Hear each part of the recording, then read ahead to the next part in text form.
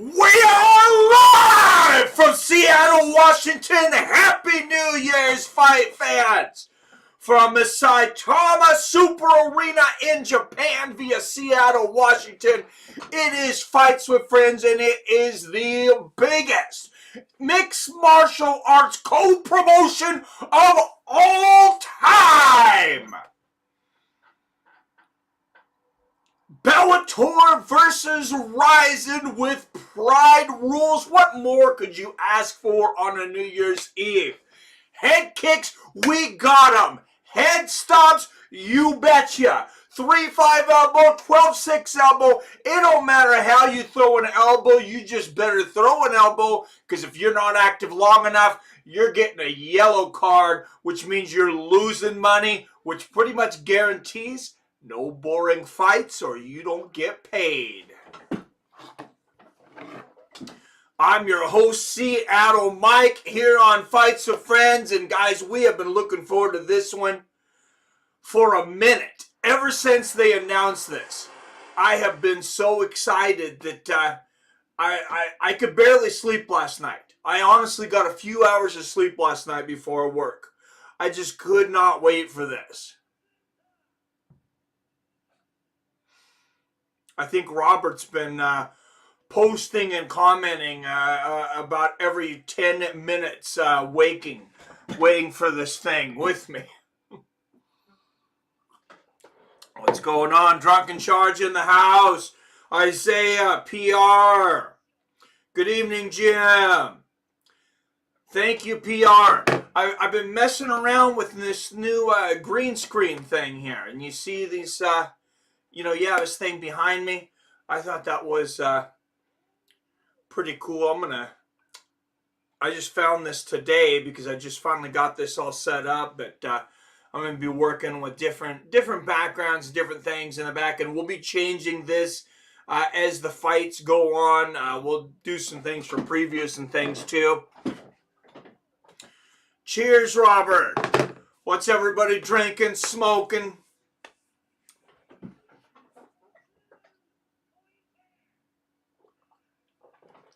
Happy New Year. Good luck to Bellator. As someone said online, America. I think that might have been Greg Brimstone. Was that the Brim?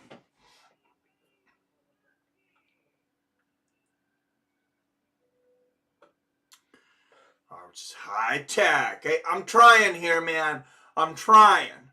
The worst part of it all, though, is I had to uninstall my my OBS and reinstall it, and in doing that I cannot get the old school timer to work. I'm going to continue to work on it all week to hopefully get it up for the next stream, but unfortunately we won't have a time clock tonight to go by, so I'll just continuously remind you guys how much time is left, but yeah, we won't have a time clock, unfortunately.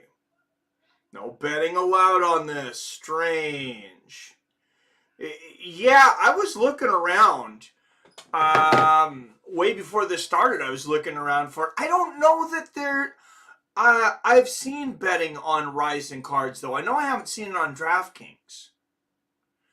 And I was looking for it. Of course, Bellator generally... you can gamble on. This is what I think is most likely the case here. I think most likely the case is that a lot of these casinos don't want to do betting in Japan just because of the history with MMA and the Yakuza. Now, I love Pride FC. Guys, I know you love Pride FC. For whatever reason, even though the promotion hasn't been around for over a decade, it just really secured a place in fight fans' hearts. The truth of the matter is, though, it was basically ran by the Yakuza, and there was fixed fights. There's been fighters that have come out and said, hey, I got a visit to my locker room, and they said, hey, basically... You're going to take a dive. Here's a suitcase full of money. And one of the reasons I've been listening to guys go back and talk about this all week. Big John McCarthy, who of course is on the mic with Mara Ranella tonight, talking about it on his podcast, weighing in with Josh the Punk Thompson and Chael Sonnen talking about it as well. Said the reason that the reactions were so great and it was maybe harder to see a rigged fight in Pride is the winner didn't know. So what they would do is they would go to the loser's locker room and they would say, hey, here's a shit ton of money. We need you to, fall at this certain time or whatever, when somebody hits you or chokes, sometime around this time. And the winner didn't know. So the reaction was real. None of that tonight, though. Here's the card. Kyoji Robotnov of Bellator versus Kyoji Takeda of Rizin. That's going to be starting us off. Followed by Juan Archuleta, former Bellator world champion, one of the most exciting bantamweight fighters on the planet. He'll be taking on another guy that doesn't take a step backwards, a guy that just continues to come forward no matter how much he is ambushed, and that's Soo-Chul Kim, followed by the amazingly exciting Kyoji Horiguchi. He used to be a member of Rizin. He was their champion, actually.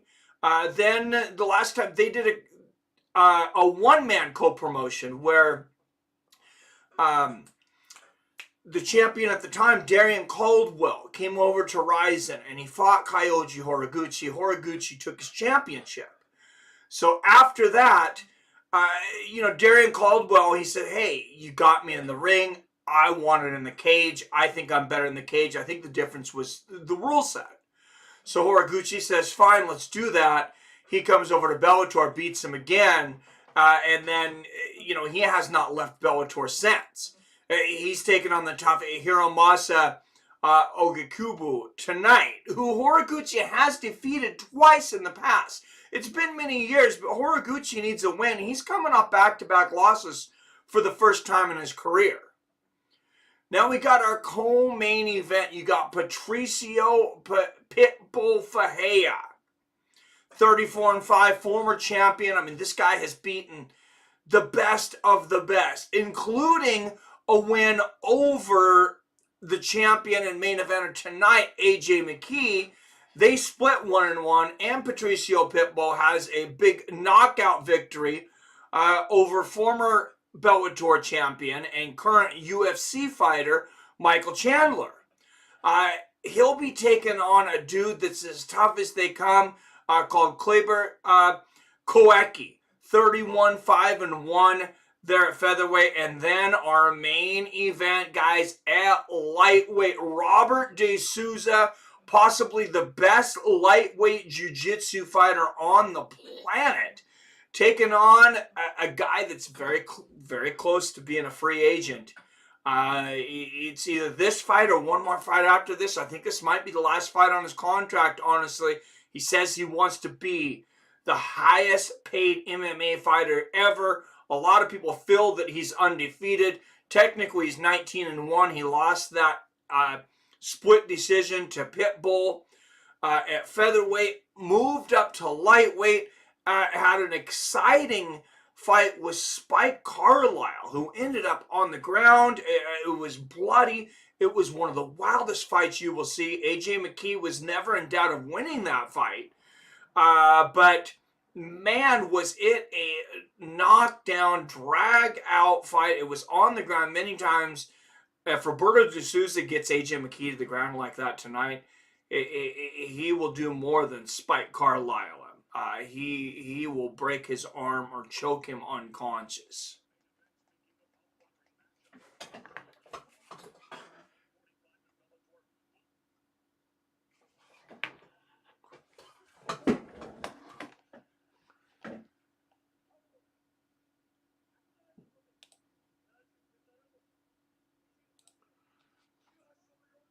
All right, guys, next, here we go.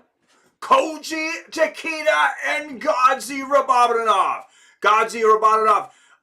18 wins, 11 wins coming by way of knockout. 18-4 out of the blue corner. Robotnov.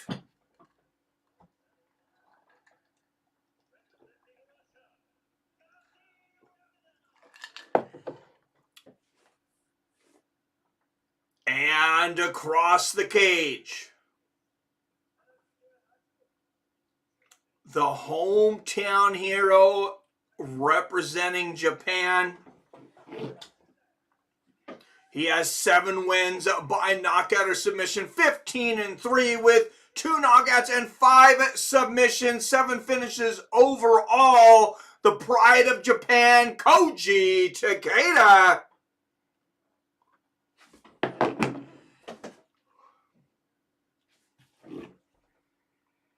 All strikes to the head are allowed. Hell yes, this first match is gonna be a war. I agree.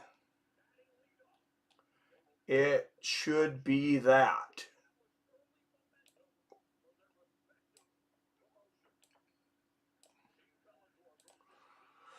Round 1, here we go. 3 5-minute rounds in the lightweight division. These fights will be judged as a whole. Takeda in the black and red trunks, Robotnov in the blue and white. And I call him Rabidoganov because his style is that like that of a rabid dog. Good low leg kick there from Robotnov.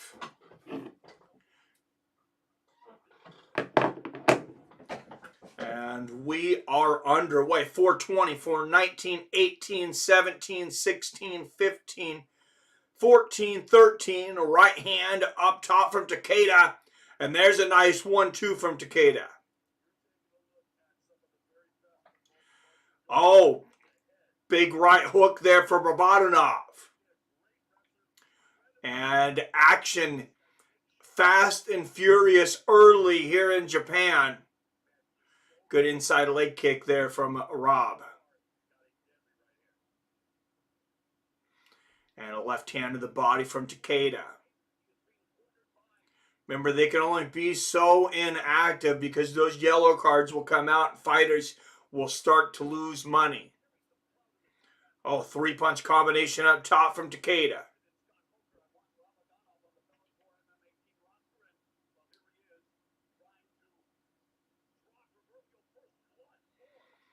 Exchange the left hands, and as good as Robotnov is, eats a good left hand there.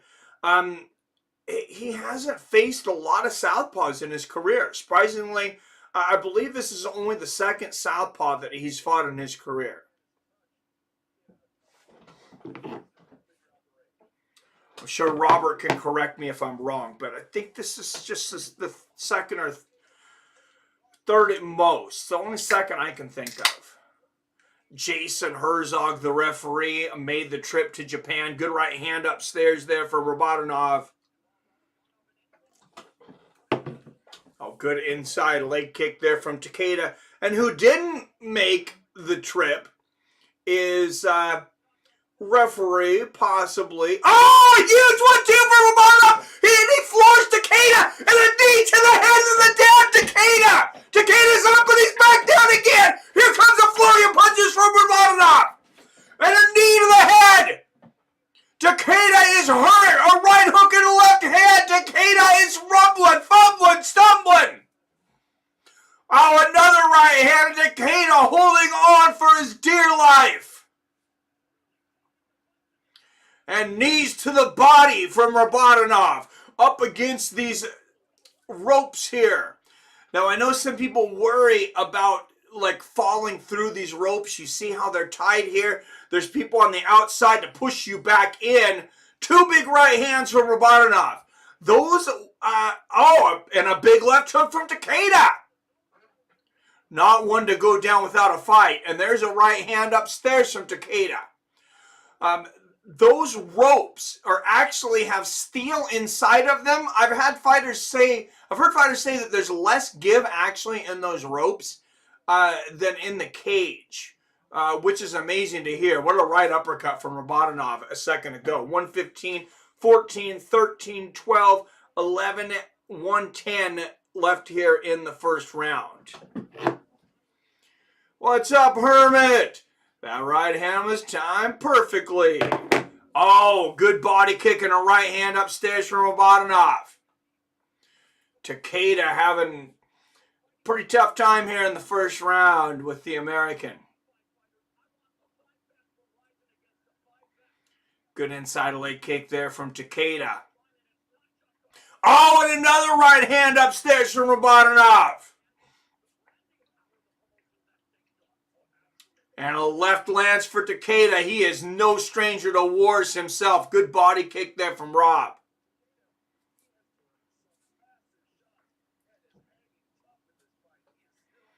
And the inside leg kick there from Takeda.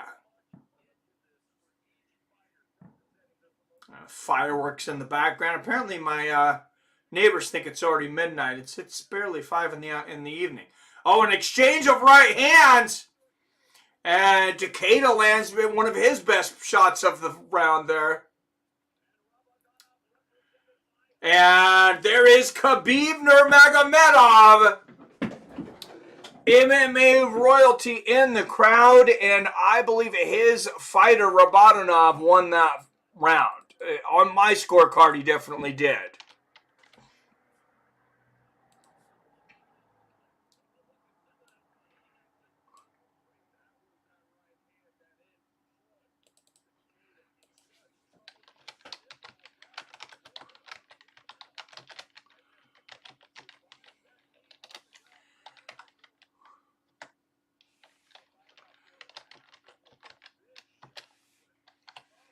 All right, I got this one. 10-9 Robotnov.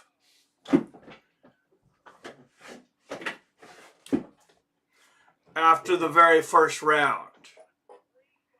What's up, Brother Mike? What's going on, Hermit? The Eagle has landed. He has indeed.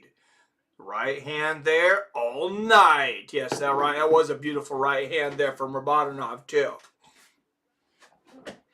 And again, I will update you guys on the clock. Like I said, I'm playing with some new toys here, and I have not been able to get my timer back working, though. A touch of gloves, and here we go into round 2. 456, 55, 54, 53, 52, 51, 450 left in the second round. The first match here between Bellator and Rizin. Good left hand from Takeda and a good left hook from Robotnov backing up. Look at the takedown defense on Robotnov. And lands a right hook of his own. Good left hand upstairs from Takeda. Oh, and look at the body kick from Robotnov, but a right hand left hook combo from Takeda as he looks over to his corner. Robert says 10-9 Robotnov. Hermit says same. All right, and you see Showtime showing January 20th. I got some boxing going on there. Of course, we have a little break from the UFC. Still no UFC next week.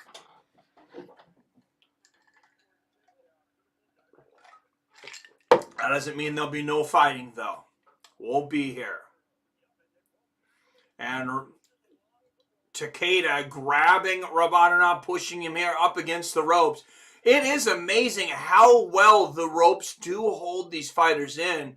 Well, with as much space as there is. Like I said, you got those spacers, and then you have metal in the ropes that hold them up. Good knees to the body there from Takeda. Robotnov answers with one of his own. And then you have all of these people on the outside to push you back in should you start to fall out. Good knee to the body there from Takeda, and Robotnov answers with one of his own, and they break back to the center of the cage. Will we start to see some of the Bellator fighters get tired early from the jet lag of traveling to Japan? I think we could start to see that for some of these fighters as early as the middle of the second round. And we're coming upon that in this fight. 246, 245, 244, 43, 42, 41, 240 left in the second. Oh, good front kick to the body there from Rob.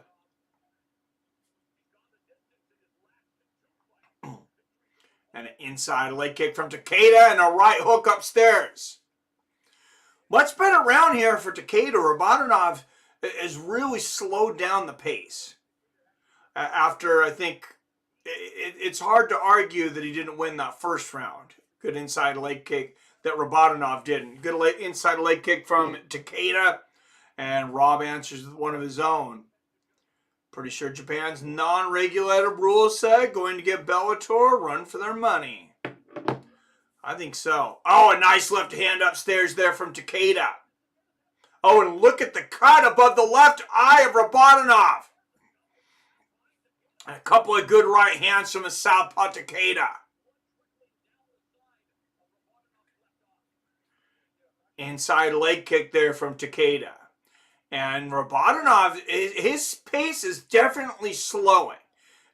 Is he pacing himself? I don't know. This could be jet lag, though. They exchange right hands. And Takeda continues to move forward. He is just an absolute pit bull. Good right hook there from Takeda. Speaking of pit bulls, Pitbull Freire fighting a hell of a fighter later in the co-main event tonight. Close round here, I believe. Good body kick there from Takeda.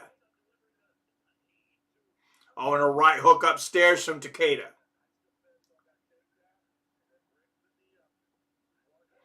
And Robotnov going for a takedown. Look at the defense of Takeda! Uses his judo with a nice Uchimata counter to keep it standing. And defense blocking shots here from Robotnov in what I believe is a close round. Good left hand there from Takeda.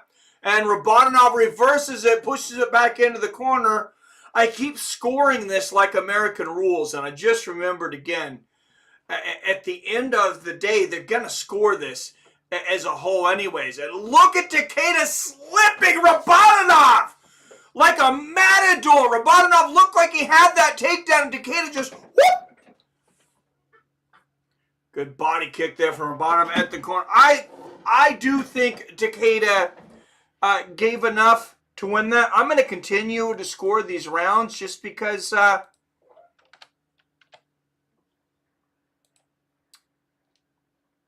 that's what we know, I guess.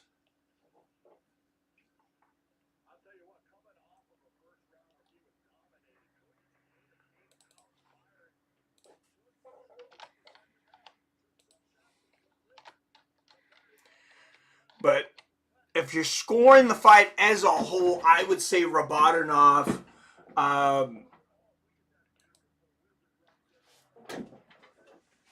still would have the edge in this. 1919 Takeda controlled that round. High elevation in Japan or no? Depends on where you're at in Japan. PBR Street Gang. Is PBR Street Gang in here? And Khabib looking on. That's about as nervous as you'll see Khabib looking on there from the crowd watching one of his fighters. I know there are some very high elevations in Japan. I don't know about the Saitama Super Arena. All right, here we go. Third and final round. 455, 54, 53, 52, 51, 450 left here in the third. Good left hand there from Robotnov. And we'll see, was he pacing himself or was he running out of gas? A good right hook for Robotnov. And Robotnov clinching up. Both of these fighters are really going to have to dig deep to show what they have in this third round to try and pull this one out. Definitely two warriors here. What's up, Wolf Heroes? Card being aired on Network Cable. Showtime, brother. And Robotnov finally gets a takedown, slams Takeda onto his butt. That was his first takedown of the fight. Which, I don't know if Robotnov's ever went this deep into a fight without getting a takedown. But it seems to be Takeda that's getting tired now as Robotnov lands a knee to the body on the ground here. I wonder if Robotnov's going to remember. He can land those knees to the head here. You see Takeda putting his hands in front of his head there. Oh, good right hand there from Robotnov. He's trying to set up that RNC. Takeda's a sneaky, slick dude, though. And look at the Eminari roll. He reverses it. Surprised he didn't go for a knee himself there, but now Takeda on top.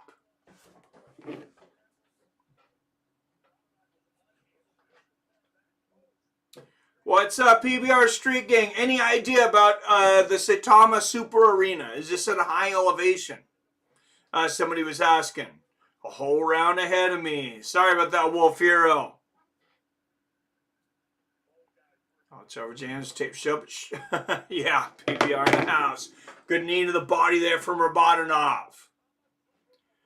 No, they did...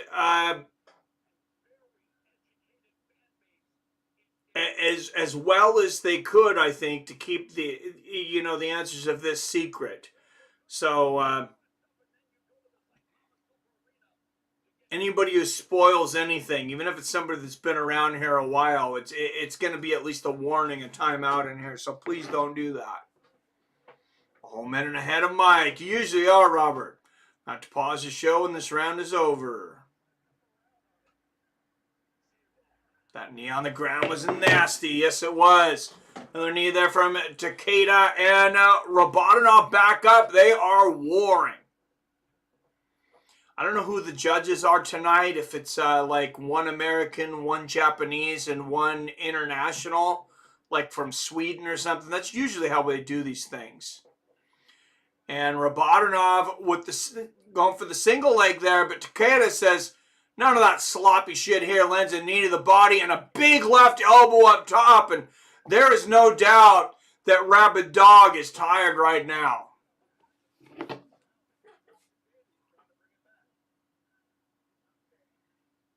Yep, no sports Xfinity app doesn't allow me to pause. Oh, I'm sorry, that sucks. I fortunately only saw 2 results. Never spoil. Oh, wow.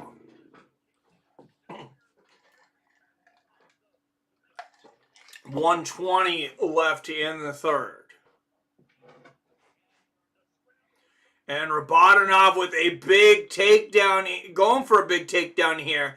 Takeda's knees touched a couple of times, but I wouldn't say that was a takedown. He's just kind of riding Takeda here. Takeda's head through the ropes as Robotnov lands a knee to the back of the thigh. This is a close fight. It's a close round, depending on what you're looking for. I thought Takeda had the more effective striking early, but good knees to the back of the thighs here from Robotnov. If you're judging this on damage and judging as a whole, it definitely is a close fight.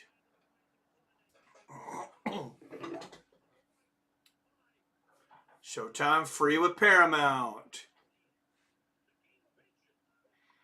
All right, and a break and back to the center of the cage. And now this crowd is cheering. Usually a really quiet crowd. And that's out of respect. Oh, Takeda goes for a body kick, but Robotnov times it and kicks his legs out from underneath him. He's going to end up on top here in the third round. This could be crucial on the judges' scorecards.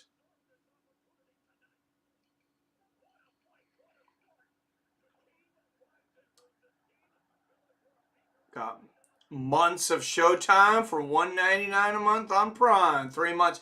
Yeah, I seen they were doing that with a bunch of streaming services. I think that's still the deal right now. If I'm not mistaken. I think they extended that deal and it's still going. All right. At the end of 3 on my scorecard, I have it. Bellator Robotnov 29. Rizin's Takeda 28. We'll see what the judges think of it. No, cool, only been there maybe 2 times, but I'm almost certain it's at or close to sea level. Thank you. Can I judge yet? Yep, the round's over, Robert. I got 29-28 Robotnov. Oh, and actually, now that I watched that again, Robotnov didn't. He didn't even land a kick. It was Takeda missed a kick and fell off balance. I think he might have hurt his leg going down. Yeah, he's kind of limping now. He definitely did tweak his leg, unfortunately, going down. We got a split decision here in the chat. We got me and Robert with 29-28 Robotnov and Herman 29-28 Takeda. I mean, I could definitely see this going either way. Oh, Robotnov.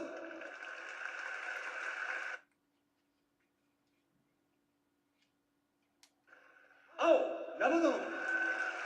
We'll go to the scorecards. Oh, Robotnov. Souza.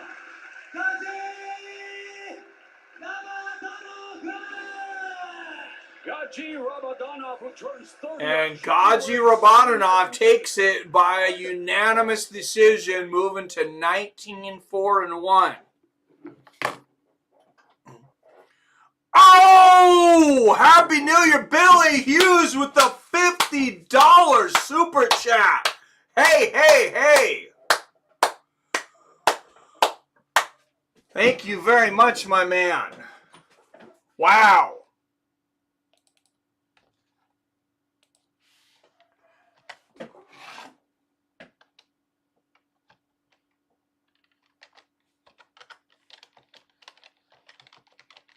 And since I have not figured out how to do, I haven't gotten all the other graphics and stuff on here. So whoever the last super chat was is just going to go up on the bottom of the screen here.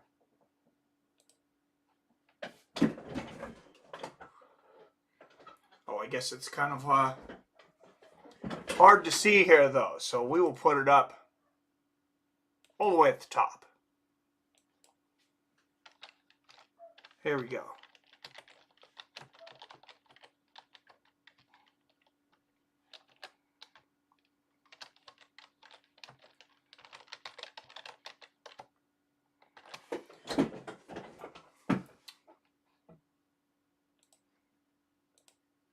Thank you very much, brother. And I can thank Billy for inspiring me to get this. He's like, hey man, he's like, you know, your commentary's on point. You got to do something to update the show. You've been doing the same thing for 5 years.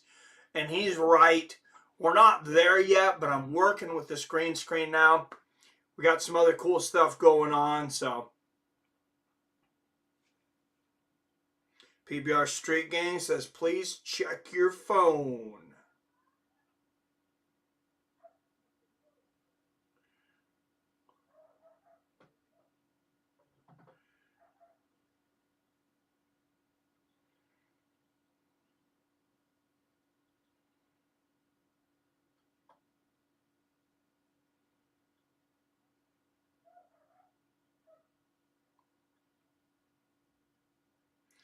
PBR Street Gang hit me up with a $50 $50 Apple gift card for Christmas last week. So and now Billy hitting us up with the 50. Happy New Year. That was cool with some confetti here. PBR Street Gang. Thank you, my man.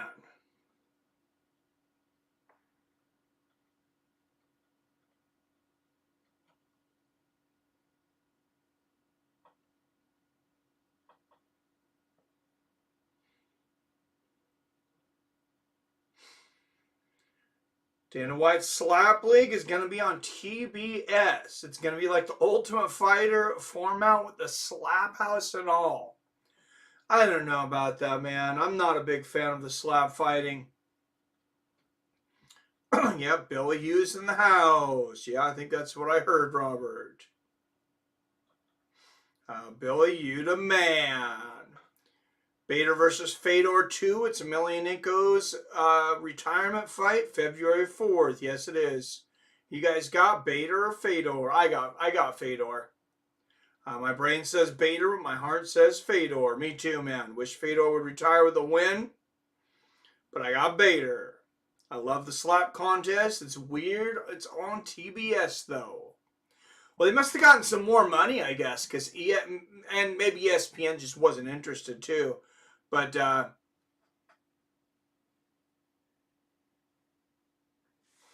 oh, thank you, PBR Street Gang. Come through with another $10 donation. $10 Apple Cash.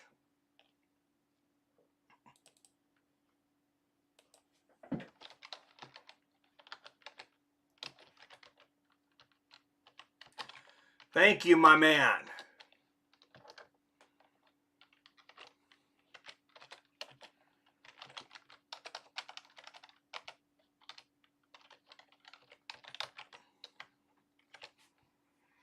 $60 on the night already. You guys are too good to me.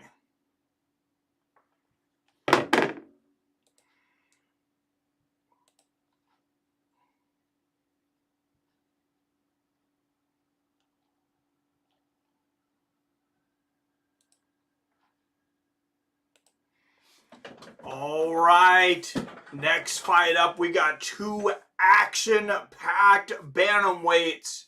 Oh, and look at the entrance here for Juan Archuleta. He said that he was going to have a memorable ring entrance, and this is for sure memorable. I know what my vote is for a ring entrance of the Wow, he looks like King. He looks like King from Tekken right now. Is from Spain, usually wears a Spanish conquistador helmet to in the walk to the Bellator MMA cage, but now wow, that is awesome. As you guys could see this, yeah, he is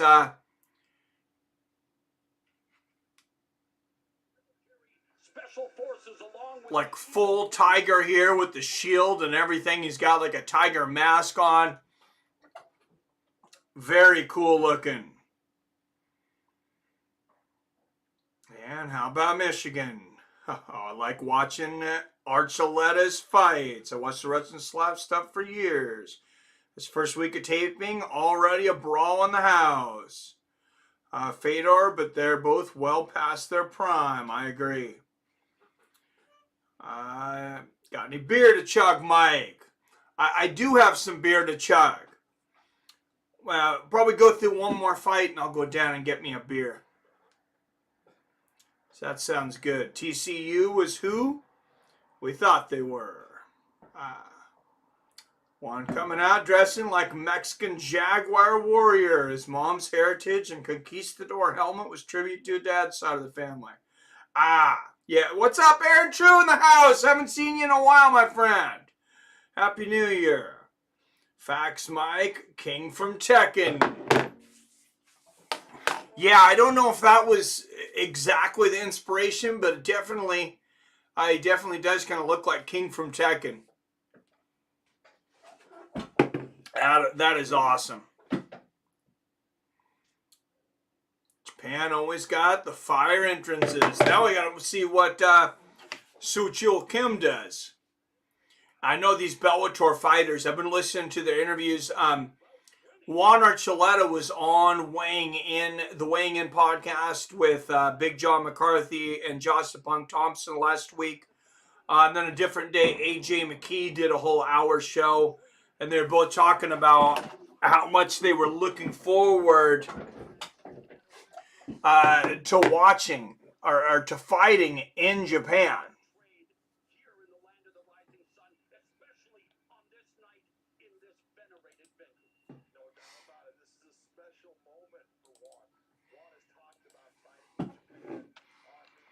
And Chef Johnson with the $10 super chats. Happy New Year, Mike and friends. Happy New Year to you, my friend. You guys are bringing it tonight. That's $70 so far.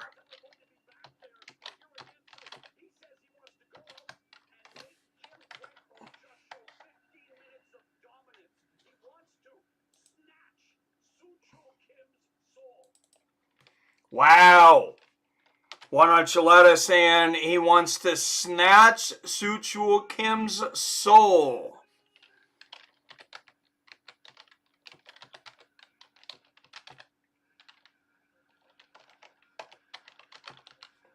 And another $5 from Greg Brimstone.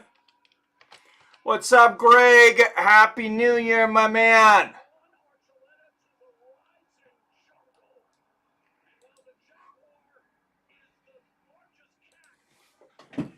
Jeff Johnson and Greg Brimstone. Oh, and look at that, Billy! Not to be outdone with another $50! Holy wow! Thank you, my man. $125 on the night and $100 in donations from Billy Hughes. Wow, thank you, man.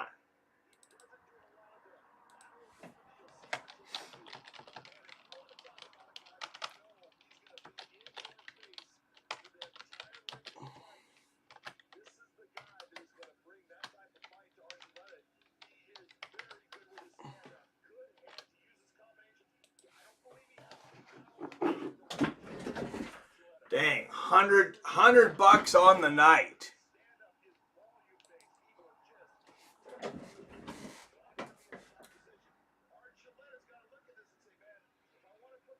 Damn, way to support Mike. Nice. Guys, nice. Well, thank you. Damn, Bill, you hit the lotto or something. I don't like podcasts, but John and Josh are pretty fun to watch. I agree. Cheers, Robert. Happy New Year's, man. And Chef Johnson coming back again, says Billy set the market with another $20. That's $30 from him now. Wow, thank you very much.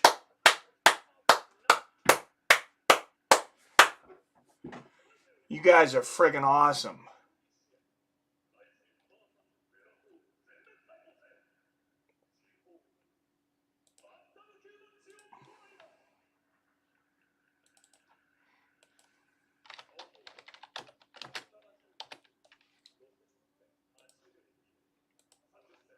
All right, guys, here we go out of it.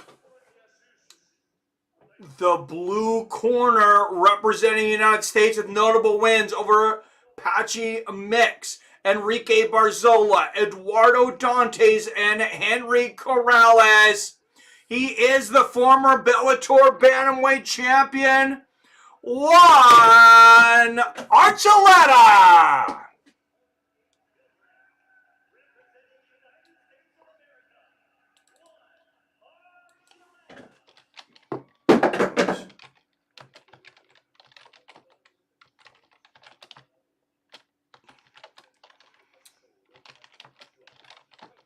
And out of the red corner, 18-6, 11 of those wins by finish, by knockout or submission, Soo Choo Kim.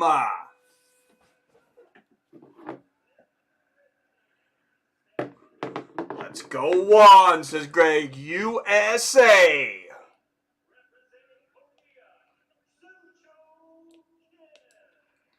I like it. Juan Archuleta, Soo Choo Kim here in this second match. And Juan Archuleta talked about how he was looking forward to getting to fight in Japan, getting to fight under these legendary rules. And check out the shirt on Jason Herzog tonight. Definitely a nod to Japan here. It's the largest donation total ever on a stream, Mike. I want to say it was just over 300. Good left hand there from Archuleta and a good left hook upstairs. Oh, what an Uchimata there from Juan Archuleta. Countering the takedown effect from Kim, and he's got a sick-looking guillotine on here. Kim's out, and he lands a jump left hook. Good left hand from Juan Archuleta. What an early war here. 4:27, 26, 25 left in the first. Body kick from Kim. Archuleta ducking down. Oh, and he picks Kim up at Kim. Is he picking him up, or is that a standing mounted guillotine from Kim? Kim's got a standing guillotine.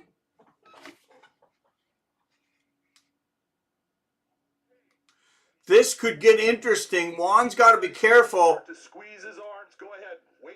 about how he gets out of this, and Archuleta takes it to the ground and slams him, and it looks like he's no longer really in danger from that guillotine now.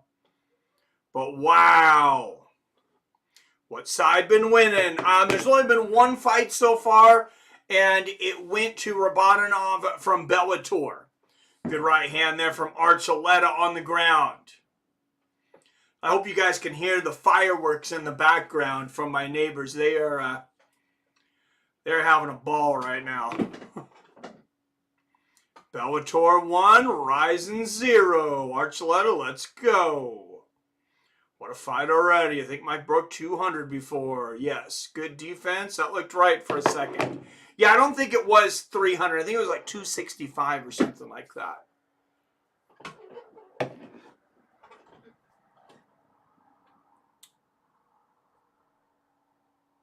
But what are we at? 135, 145 already tonight?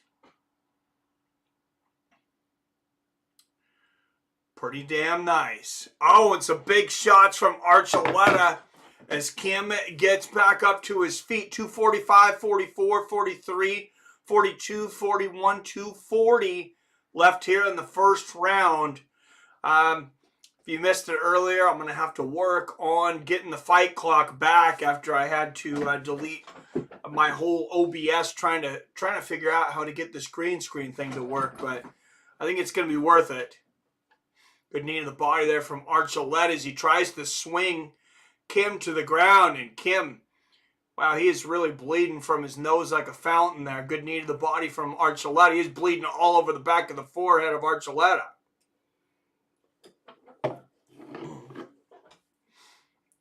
Herzog is the ref. He'll let them go at it. Yes. Yeah, Archuleta ain't going down like that. Foot stomps to the head is even legal. God, I miss Rizin cards. Man, I wish I could do them more often, but I'm literally at work while they're going on now. Good left hand from Archuleta. Good outside leg kick there from Kim. Nice left hook from Archuleta.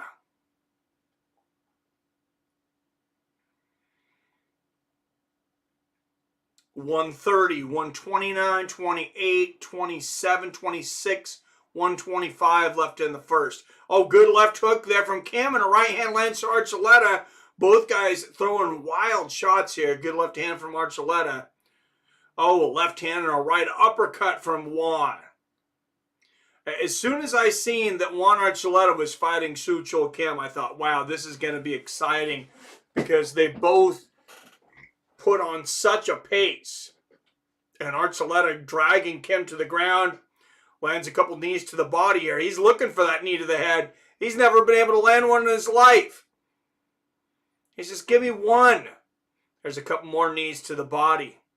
And a jumping knee to the body as Kim gets up to his feet for a moment. Archuleta drags him back down. He's like, come on, can't I land one knee to the head?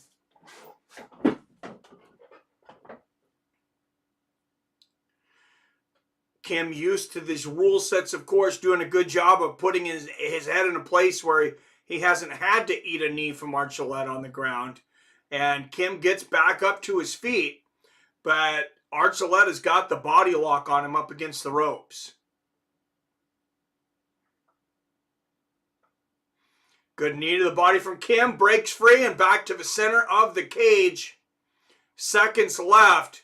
Good outside leg kick from Archuleta. Inside leg kick lands for Kim. And fun first round, but I got to give that one to Bellator. 10-9, Juan Archuleta.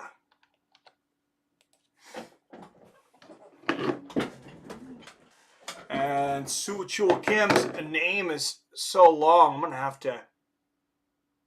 Well, I'll just bring this up a little higher. That way everybody can see it. There we go.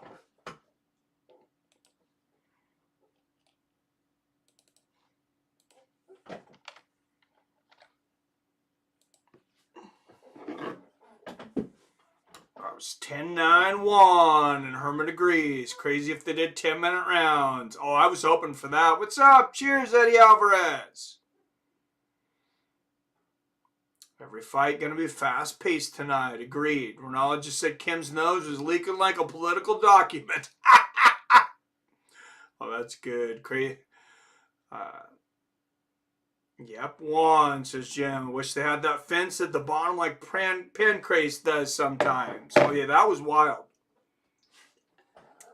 All right, here we go. Round 2, 454, 53, 52, 51, 450. Left here in the second. Oh, and a good right hook and a left hand lands for Kim. Good right hand from Archuleta. You see Archuleta over 2-1.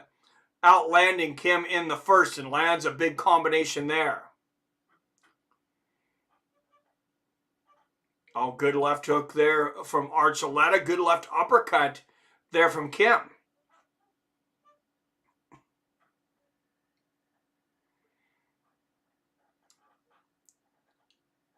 Oh, and Archuleta shoots under a shot from Kim, and good takedown defense from Kim, but Archuleta sticking with it, gets the takedown.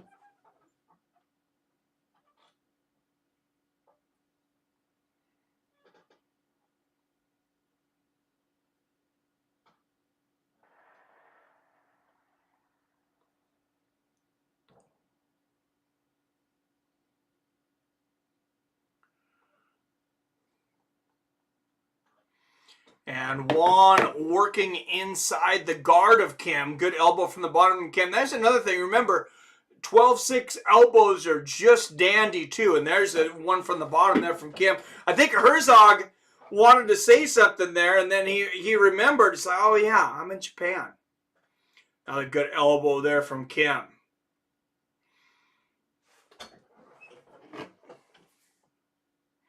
Be cool if another organization changed one to a competition. Bet one would prove dominance over others.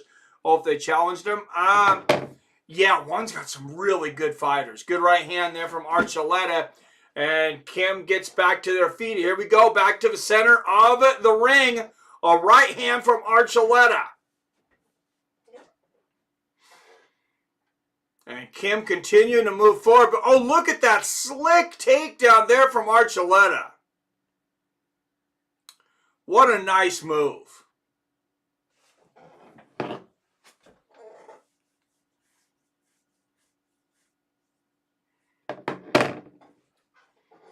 And a knee to the thigh there from Archuleta. 227, 26, 225, 24, 23, 22, 21, 220 left here in the second.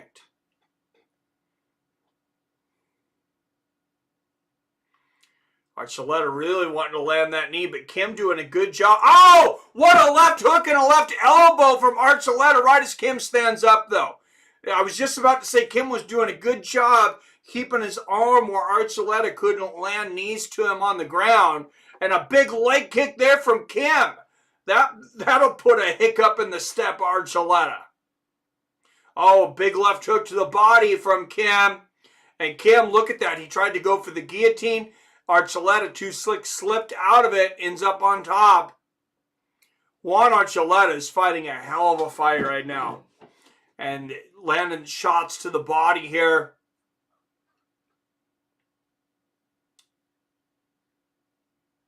I figured that's a UMass challenge. Robert says domination. Yes, yes. Bellator looking to go up 2-0 early.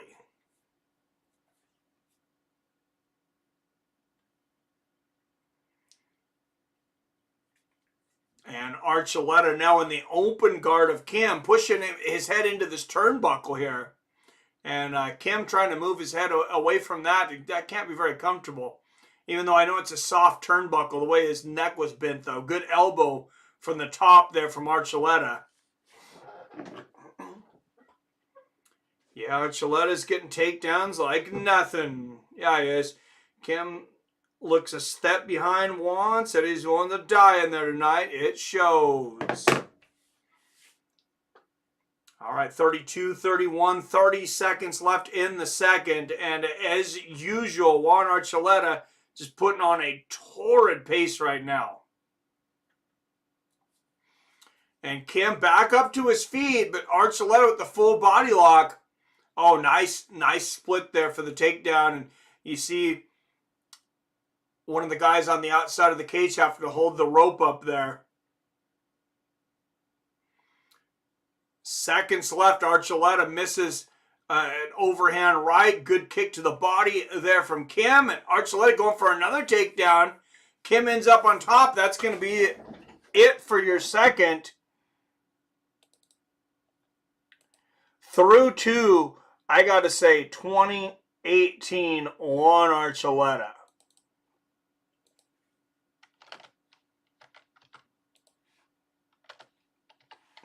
You've seen Kim putting up his hand at the end of that round, but I don't think he really believes he won that round. And respect to the great Stephan Bonnar, which unfortunately we lost this last week. You know, a guy none of us will ever forget. He's a guy who got a lot of people into the sport. He's a guy who got my wife to actually watch the sport. When we watched Stephan Bonnar and Forrest Griffin, just 45 years old. Too early. God rest his soul, and our thoughts and condolences to the Bonnar family and friends. Just a sad, sad thing for the fight family, but if he were with us, I know he'd be excited about watching this tonight. I'm sure he would love to be one of the commentators. Didn't they do one pancrase once? I don't know about that. For sure, R.I.P. Bonnar, my 77 brother. Oh, nice right hand there from Archuleta. Are you a 77 too, Wolf? I'm 78. Good body kick there from Archuleta.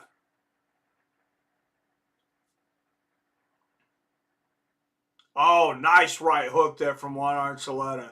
Yeah, I'll never eat asparagus without thinking of Stephan Bonnar. Those that remember the story, Diego Sanchez, when he was in the Ultimate Fighter, I believe he was only 20 years old. He's 20 or 21 years old. He's very young. Good left hook to the body there from Kim.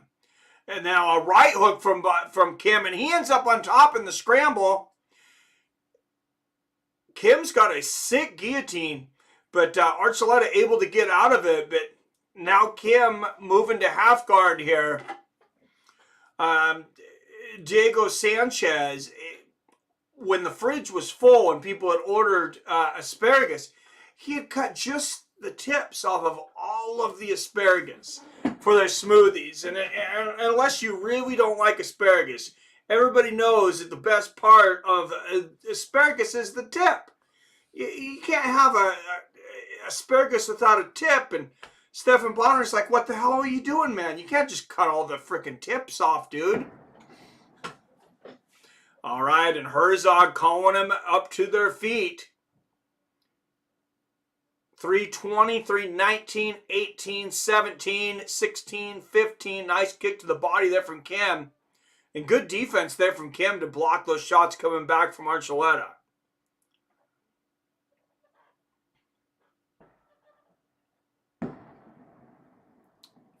Kim still moving forward, even though this has largely been Juan's fight.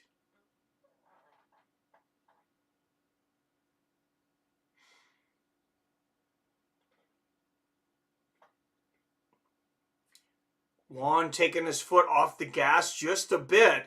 Pretty rare for him. I know he probably thinks he's got a pretty good lead here, but... Oh, nice shot there from Kim.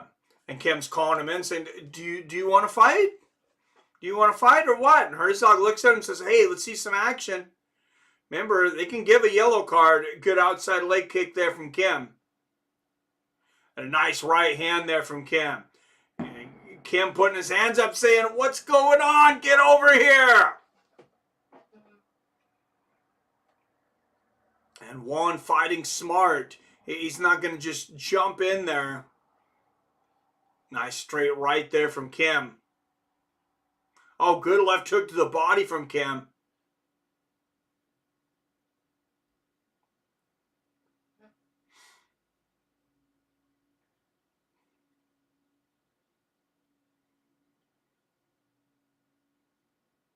Oh, right hand there from Archuleta. Both guys swinging wild.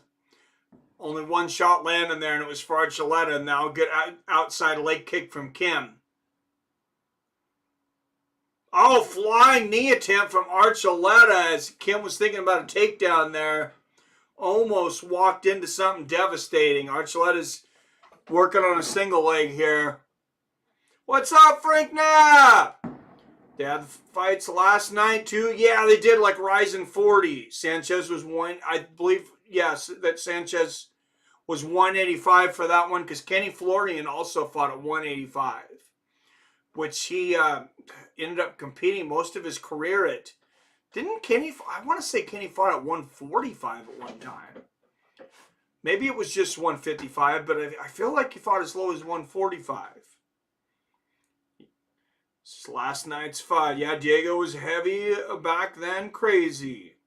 Nice switch flying knee from Juan. Well, they all had to go. Oh, look at this. A Peruvian necktie. Standing Peruvian necktie here from Kim. Juan's got to be careful here. That's on pretty good. That's why Archuleta just gave his back.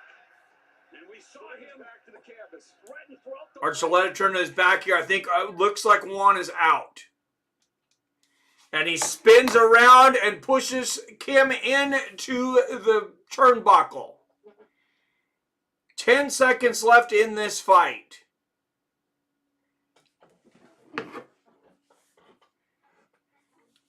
Oh, and another flying knee attempt there from Juan. Good left hand. I got to give that one to Kim. I believe Rizin uses yellow cards as well. None issued yet. I believe they do too. Nice try, Kim, but too late. I agree. Yeah, I like the yellow cards in one. I think Rizin uses them too.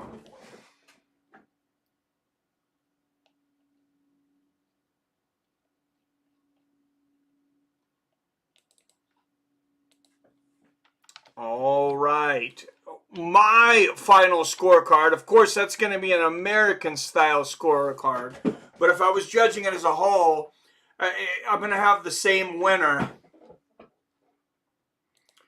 29-28, Juan Archuleta.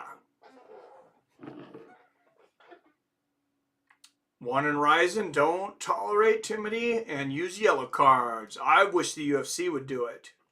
And Greg and Robert both agree. Archuleta got this. Bellator 2, Rizin 0.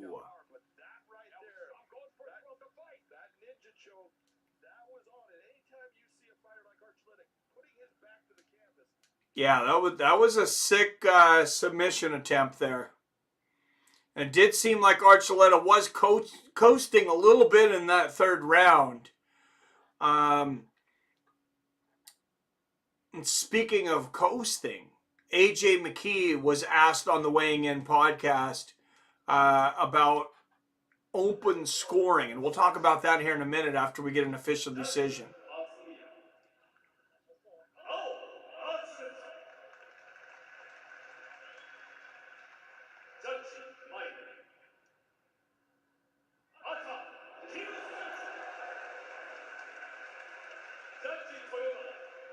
I don't speak Japanese, but that looks like it might be a split. So there it is, Juan Archuleta. Yeah, so the second scorer, it was not Doug Crosby, who is not judging, hopefully ever again. He's not judging for now. For those that don't know, he's been suspended by the athletic commissions. But split decision here, win here for Juan Archuleta, 29-28. And I mean, take nothing away from Kim, but I had Juan winning that fight pretty easily. And Greg and Robert agree. It's a split my ass. Wish they had an English announcer like Buffer. I don't understand Japanese. And there's Juan with the trophy, and there is the CEO. Look at the royalty there. You got Scott Coker sitting next to Khabib Nurmagomedov. Did you catch who that was directly behind Scott Coker? Royce Gracie. Japanese announcer makes me miss K1 though. Juan is so emotional right now. Yeah, he is. Man, he is excited. I'm so emotional. I'm not gonna lie. All week it's been draining on my soul. Draining on my soul. Juan Archuleta moves to 27-4. There you go, former Bellator champion, and you know, he's spoke recently about a few hiccups in his career, about you know, losing concentration, having you know, some battles with some demons in his life. He said in this last year he is completely back on board. He feels like he's better than ever. He wants to make another run at the title.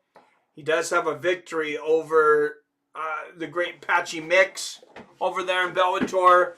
So, I mean, Juan Archuleta always, you know, he's always in the mix.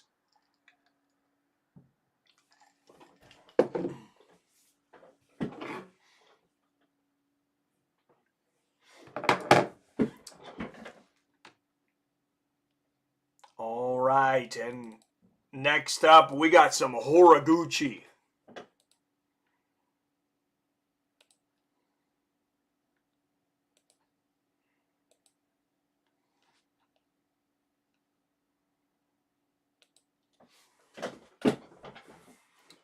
(25-6-2) Hiromasa Ogikubo against Kyoji Horiguchi. They have this listed as a flyweight bout. I thought Horiguchi always fought bantamweight. I could be mistaken, but I don't know that he could make 125. So there you go. 2 to Bellator, Rizin 0. 2 decisions so far for Bellator. Rizin's got to try to get one on the board, and it's not going to be easy in this next fight. As Bellator bringing up former Rizin champion and former Bellator champion now too, Kyoji Horiguchi. Hiromasa Ogikubo, an incredible fighter, but it seems like Kyoji might have his number. They've fought twice already. Horiguchi won both of them. But will there be some hesitancy on Horiguchi's part? You know, he lost by devastating knockout. He's lost 2 fights in a row. And, you know, mentally, a lot of people have been talking, wondering if he's the same fighter.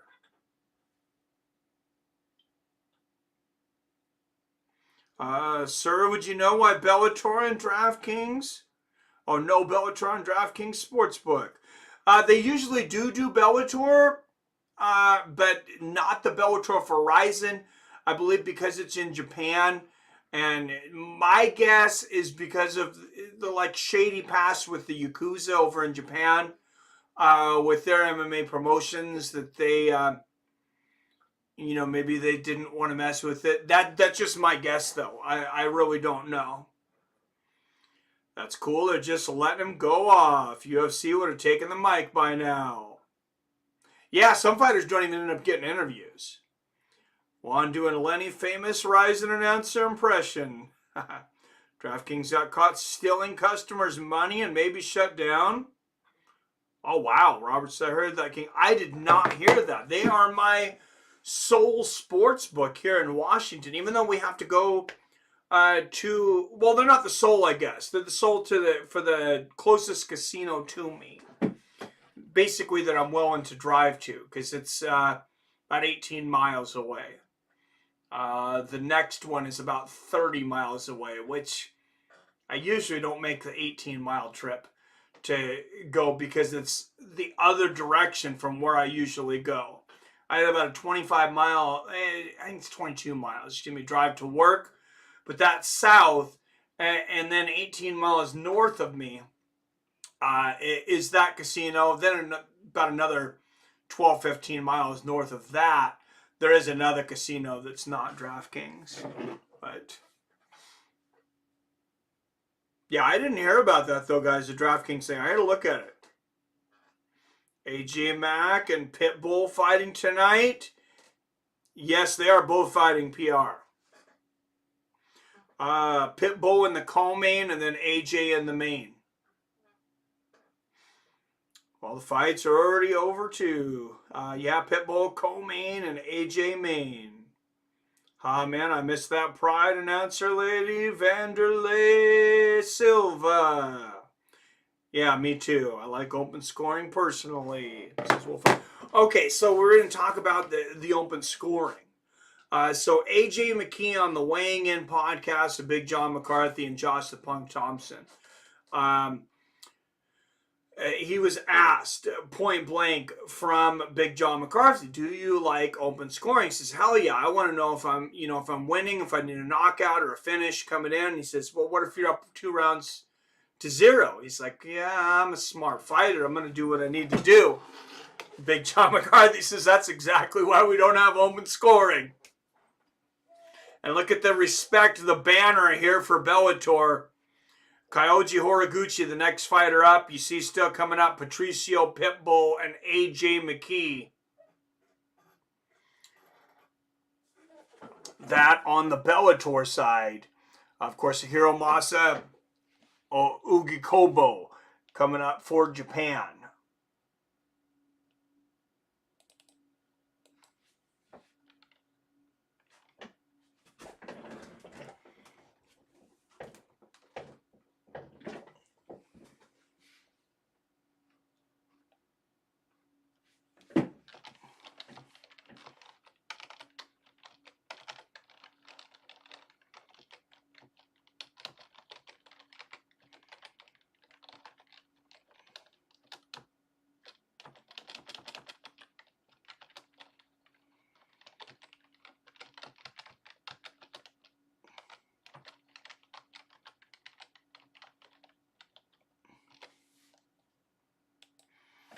And Hiromasa, he needs a win to tie it up here for Rizin. Bellator could take the win. I mean, they could take it early, sweep the first 3 fights with a win here from Horiguchi.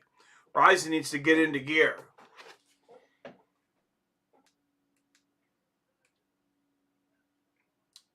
Silva, Lenny Hart is the go. Degree Wolf, where is he tonight? Open scoring would have made a big difference for AJ in that last Pitbull fight. I think he should have won still. I agree too, but I think that's why AJ Mckee talked about it. I think he's like, hey, he's got that one controversial loss, which outside of I haven't asked a lot of people, but outside of a referee, I haven't had one person tell me that they thought Pitbull won that fight. And I'm a big Pitbull fan, but, fair is fair.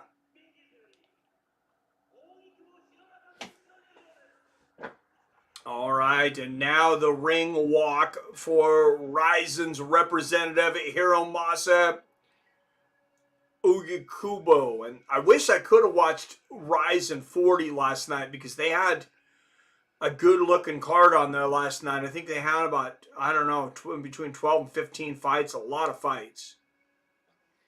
Oh, and look at this, professional Shudo Hiromasa Okuba, but what a... Well, last New Year's Eve proved to be the biggest night of Hiromasa. What an entrance for Hiromasa. He won the 2021 Rizin Bantamweight Grand Prix.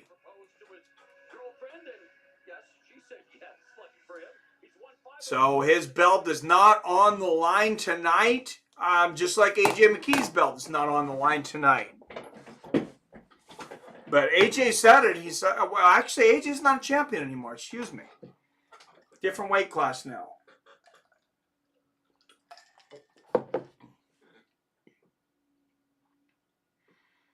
That open scoring and fighters knew they were ahead. They would take it easy last round. No one wants that. Yeah, that's the big thing, Robert. AJ looked hesitant against Pitbull. I still thought he won. I agree.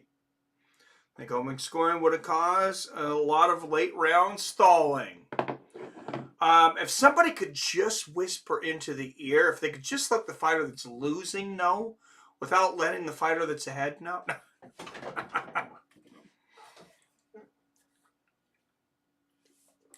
I know, I don't think that's going to fly, but... So I was trying to say, but you worded it better, so Robert.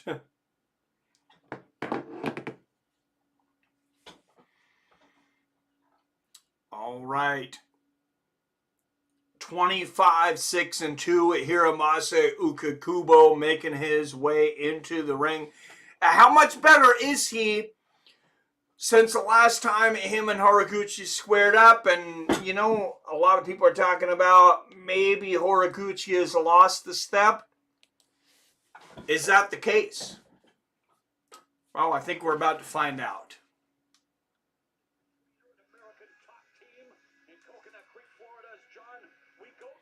All right, tail of the tape. Ogikubo, 3 years older at 35. Horiguchi, 2 inches taller at 5'5". This isn't flyweight. 125 pounds. Horiguchi will have a 1-inch reach advantage at 65 inches.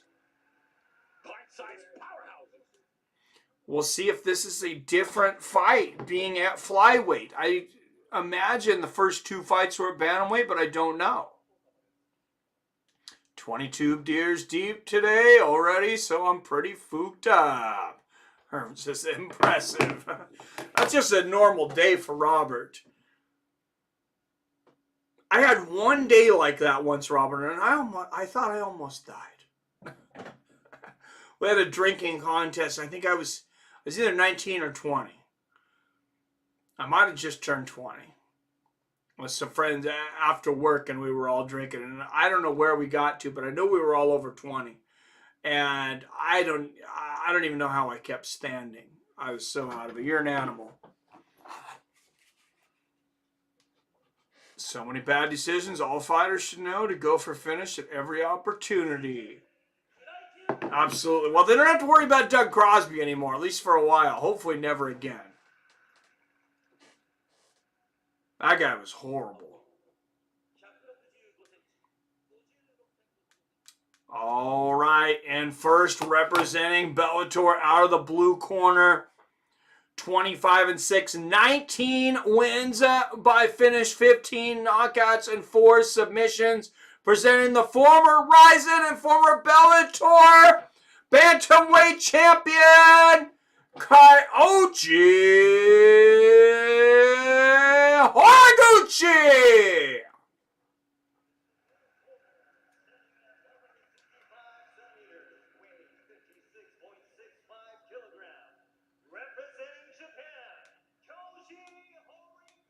And out of the red corner,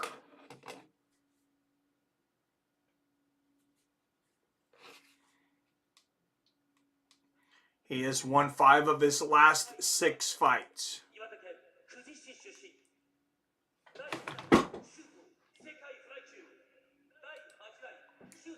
With a record of 25 wins against 6 losses and 2 draws, he is the reigning Rizin Bellator champion and the winner of the Rizin Bellator Grand Prix, Hiromasa Ogikubo. Haven't had that many since the 90s. Yeah, it was the 90s for me too, man. That was like 98 or 99. Every day I wake up, feel like I'm dying. When I start drinking, I'm all good after my 3rd beer in the morning. Damn, Robert. Happy New Year, Kleber. If we could get Lee Crosby and D'Amato out for good, that would be a major improvement. Agreed. What's up, Kleber? Yes, hope everybody's having a happy New Year. And this is going to be over with enough time. Well, at least on the West Coast, I guess. Be almost midnight for you guys on the East. But here we go. A touch of gloves and no fight clock tonight. So 4:54, 53, 52, 51, 4:50. Good outside leg kick started this fight here from Horiguchi. Herzog, the referee for the 3rd fight in a row. I wonder if he's going to be for every fight here. Oh, clubbing left hook there from Horiguchi. Now pushing Ogikubo up against the fence. 4:30 left in the first here now. Good knee to the body from Ogikubo. And back to the center of the ring. Yes, ring. No cage tonight in Japan. But if you didn't hear earlier, as you mentioned, these ropes have steel inside of them. There's been fighters that have said that they actually have less give when you push on them than the cage.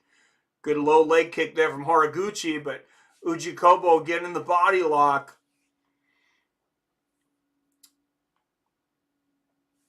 Got the back around the waist of Horiguchi up against the ropes.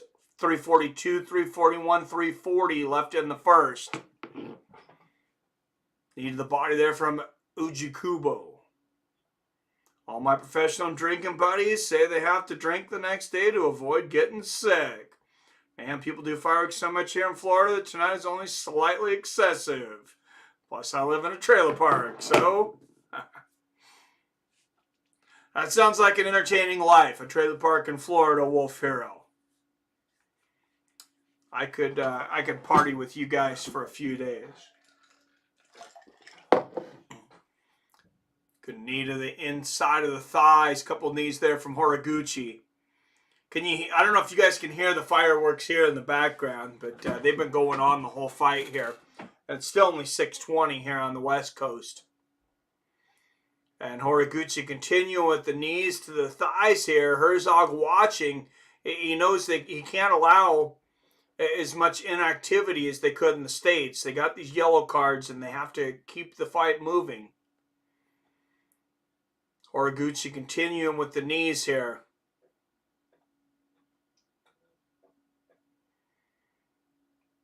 And all these kind of guards, I don't know what you call them on the outside though, but you can see they're keeping the fighters' hands off of the ropes. And Ogikubo reverses Horiguchi, now pushing him into the turnbuckle. Coming out firing. Wow, those are tough ropes. Just noticed. Yeah, you put steel in them. I mean, that's pretty tough. And good knees there from Ogikubo. But Horiguchi breaks free back to the center of the ring. 152, 151, 150 left in the first. Good right hand to the body there from Horiguchi. Nice outside leg kick from Kyoji. And Ogikubo lands an inside leg kick of his own. Slow starting round here, though, from Ogikubo. I got Kyoji winning the first so far. Another good outside leg kick from Kyoji, and he catches a leg kick from Ogikubo. Wow, he had to go low to get that, because that was a low leg kick. Not able to get the takedown, but pushing Ogikubo into the corner here. Good knee to the inside of the thigh there from Kyoji.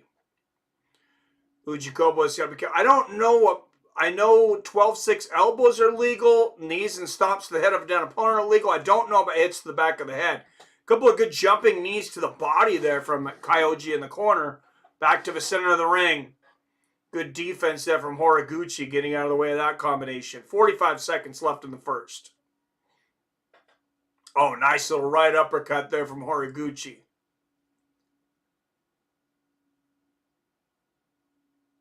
Oh, wow. Kyoji floors him with a leg kick. Hits him with a body kick when he gets up. A big 1-2 and an uppercut. Horiguchi coming in for the finish. Here comes the ground and pound. 1-2, 1-2. Big rights and lefts. Ogikubo's head in the ropes and hammer fists and shots. Horiguchi teeing off on Ogikubo. Jason Herzog watching this one closely. And... oh, big right hand there from Kyoji. He is landing some leather right now. Wow, what a finish to the round from Kyoji Horiguchi. Hiramasa barely surviving.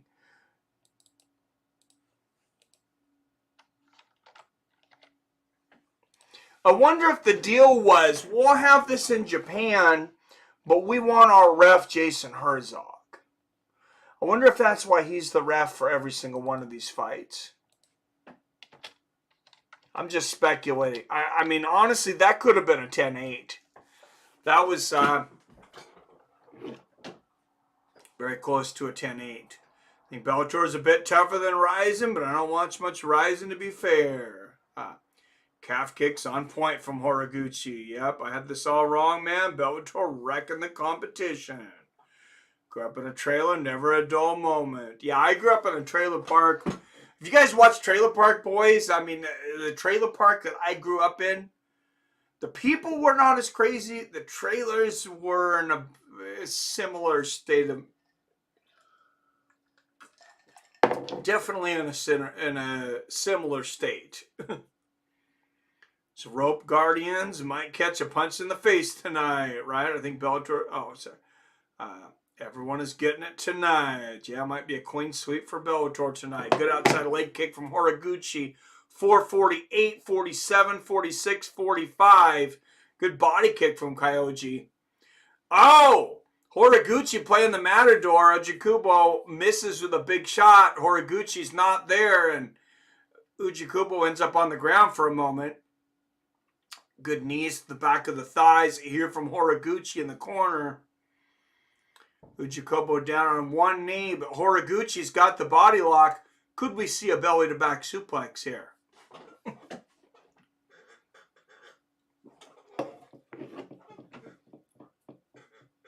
Love that show. Mr. Leahy was my fave. I just started watching that actually about a year ago, and then I got the rest of the family to start watching it, and we tore through all the episodes. I think all the movies and the animated now.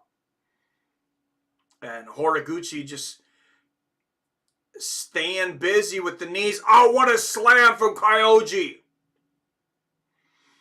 And he is a wizard on the ground. Ogikubo's got to be careful here. I mean, Ogikubo, he's got his black belt in jiu-jitsu too. Certainly no slouch on the ground. And for those that were saying, hey, you know, I didn't realize Bellator was so much better than Rizin. They are kicking their butt tonight, yeah, but remember, Horiguchi came from Rizin. So did Yuri Prohaska, the last light heavyweight champion in the UFC. So they've definitely had some talent come through their ranks. So did Manel Kape, by the way. One of the biggest prospects at flyweight in the UFC.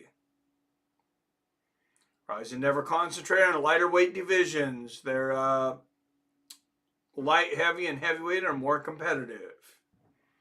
Thank you, King James. Them calf kicks, though. Wolf here equals facts. Kind of hard to ground and pound when your opponent's head is under bottom rope. I don't like that. Guy on outside should have pushed head back in the ring, right? Hope Bellator fighters get paid.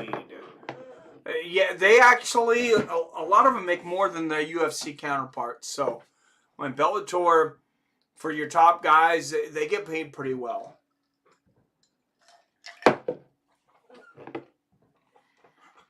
And Horiguchi continuing to throw Ogikubo around like a rag doll. Looking to move to mount. Now he's got the back. He's got hooks in. Ogikubo needs to be really careful here. There was a time not so long ago, I want to say 18 months or less ago, that the people in Horiguchi's gym here in the United States said he was the best bantamweight on the planet. He's dropped a couple of fights since then, but still very good. Ogikubo able to get back on top, though, in the guard of Horiguchi now. Turn floor. What's up, Panic Bob? Yuri was sleeping mofos and Rizin. Yeah, he fought King Molal over there and retired him. Term Florida Trailer Park reminds me of Aileen Wernos. Don't know why. I don't understand why any MMA organization would use ropes and the issues it brings with cages available. I think it's just tradition in Japan. But yeah, I agree the cage is better. And so does Robert. Eileen didn't like men too much, though. Good right hand from the top there from Ogikubo, but he's had very few positive moments in this fight.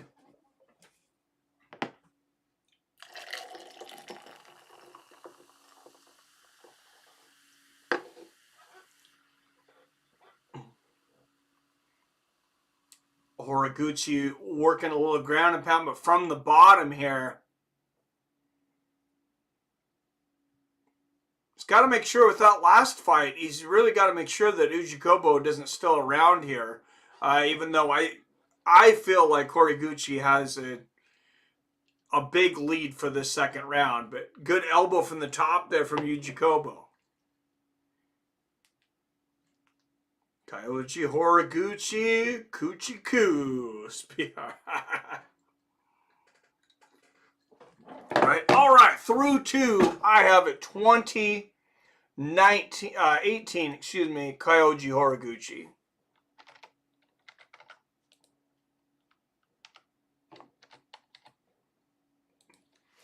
Hiramosa has got to get a finish in this last round, in my opinion.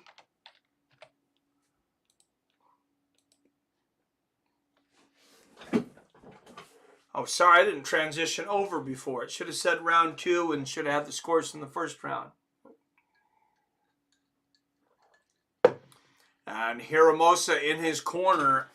I wish I knew what his corner was saying to him. He looks a little dejected. Look, Ogikubo is doing a good job. It's just he's a step behind in a lot of this now. When he finally got to that position on the ground. Hey, Bellator. So Bellator coming to the gate trying to compete with UFC on the cards here, but had a pretty good-looking ring girl there bring to the competition there too. 2018 Gucci Mons is Hermit. Robert agrees. I like ropes and cage. Equally good for me. Still would love that bottom fence like pancreas. Oh, and Horiguchi immediately getting to the ground here. 454, 49, 48, 47, 46, 45 left here in the third. And ground and pound Horiguchi already in the half guard of Ogikubo. Looking to jump for mount, moves to side control. Ogikubo's got to be careful of the head and arm here. Oh, big ground and pound shots here from Kyoji. And a left hook around the corner, right on the temple. Horiguchi looking for the RNC now. Ogikubo doing a good job of defending so far. That was a monster hammer fist, though. He really got some leverage on that. And now Ogikubo on top. It's almost like Horiguchi pulled him into his guard there. I think he thought that he could get a submission there maybe. But Horiguchi goes for a leg. Ogikubo in and back up on top again. Horiguchi trying to dump him, but Horiguchi going for some, high-risk moves there. Oh, and there's a slam. Ogikubo with the guillotine attempt here. But Kyoji's out, and now Kyoji on top. Big elbow from the top from Horiguchi. What's up, Spook Show in the house? Bob the Sellout Sap. Oh, what is your all-time New Year's Eve Japan MMA fight? Mine is Bob Sapp versus Akibono or Fedor versus Hung Moon Choi.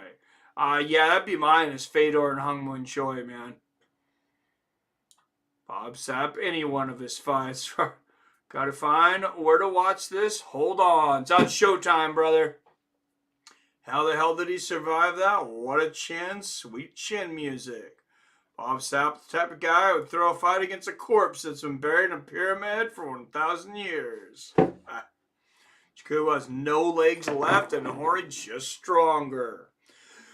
Well, in the first three fights, the American fighters don't seem to be, fighting too much jet lag. They're about to go up 3-0. Seemingly good right hand in the ground and pound there from Horiguchi, who's in half guard and lands at 4 right hands in a row there. Now Ogikubo working back to guard. He's going to need more than that, though. February 4th, of course, on CBS. Ryan Bader versus Fedor Emelianenko 2. And then Johnny Eblen versus Tokov. For those that were wondering, the Yoel Romero-Vadim Nemkov title fight has been, I don't believe canceled. I believe postponed would be the word. Vadim Nemkov out with, I believe, an undisclosed injury. I didn't hear what the injury was. Right here, there's not a whole lot that But would have definitely been fun to see Yoel and Nemkov fight on the same card as Bader and Fedor. But, you know, the other side of it is now we get 2 big cards. Now we get another big card we're going to look forward to. And Johnny Eblen, that guy is a motherfucker. He is fun to watch. And back up to their feet. Both guys jockeying for position. 52, 51, 50 seconds. Good right hook there from Ogikubo. To the center of the ring. Oh, wow. Big left hook from Kyoji. And Ogikubo looking for the takedown. Horiguchi dragging him down, though. Lands a big right hand. I thought Horiguchi was going to land a good knee there.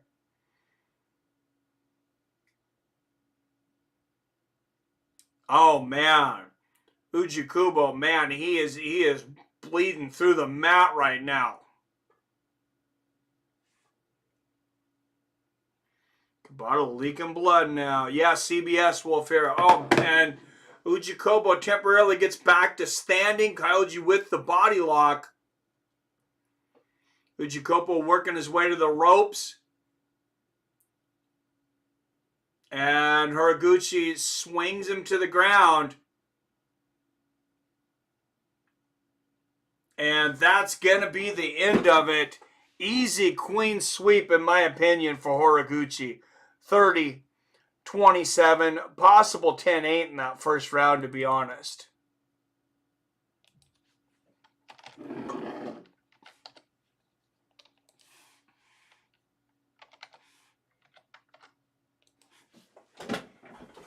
So 3-0 Bellator, I believe. If the decision goes the way I think it will go. 2 more matches next. Co-main event up next. We got Pitbull Freire. And then we have AJ Mckee going against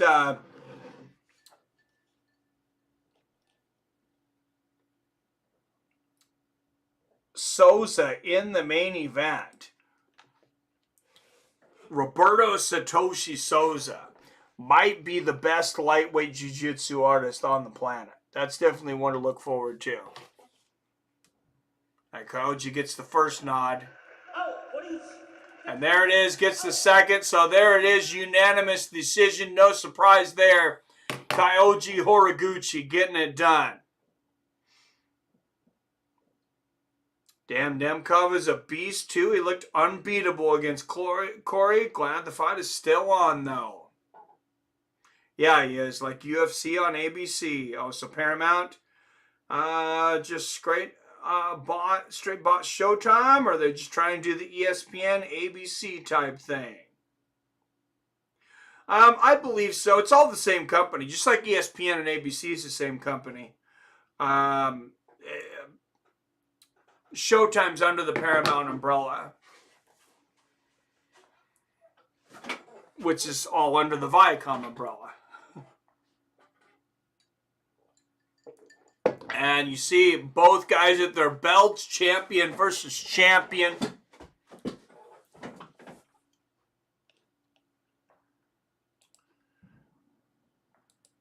Pitbull versus Koike. Up next. Belt's not on the line, but I think both of these men are tough enough that they probably wish the belts were on the line. They take them both. Kleber 31-5. Patricio 34-5. So records almost identical. You're rarely going to find a fight where Pitbull is the taller fighter. But look at the finish for these two guys. Kleber 29 finishes in 34 wins. 27 of them by submission.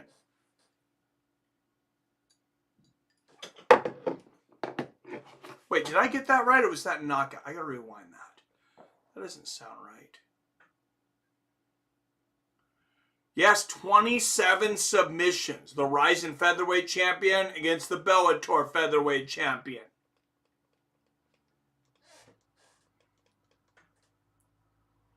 Bellator fighters doing great. Will they go 5-0? They could. Ori 3-0 to Mckee. Yep. Showtime sold rights their content to Pride and Paramount. It's all Viacom. Yep, Stream Wars are in full effect. What a time to be alive. Wish belts were on the line, only fighting for a trophy and bragging rights. Yeah, that would be nice. That'd be fun. Would have liked it if they made a belt just for this event. Then winner defends it in July. That's kind of a cool idea. You know what I'd like to see? Let's do a Grand Prix. Take, whatever they figure are the best weight classes in both, and just because both of these organizations have been doing Grand Prix recently. Oh, and look at Patricio Pitbull's entrance. Wow. Literally dressed as a Roman gladiator, sword, shield, helmet, and body armor. Patricio Pitbull. Wow, that is beautiful. These guys are having so much fun with this tonight. Pitbull keeps it standing. I think he wins this. He needs to play the floor is lava. Hell yeah, he does. And look at the guy. What's this? The guy with the Jason mask on behind Patricio. Wow. And I like that. That's a true form Jason mask too. That's not the $5 kind. They got the good straps. They got all the paint in the right places. I like it.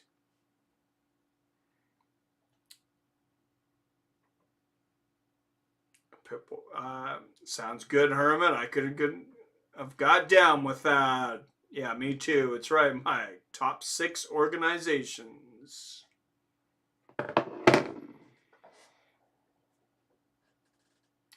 All right, and here comes Pitbull.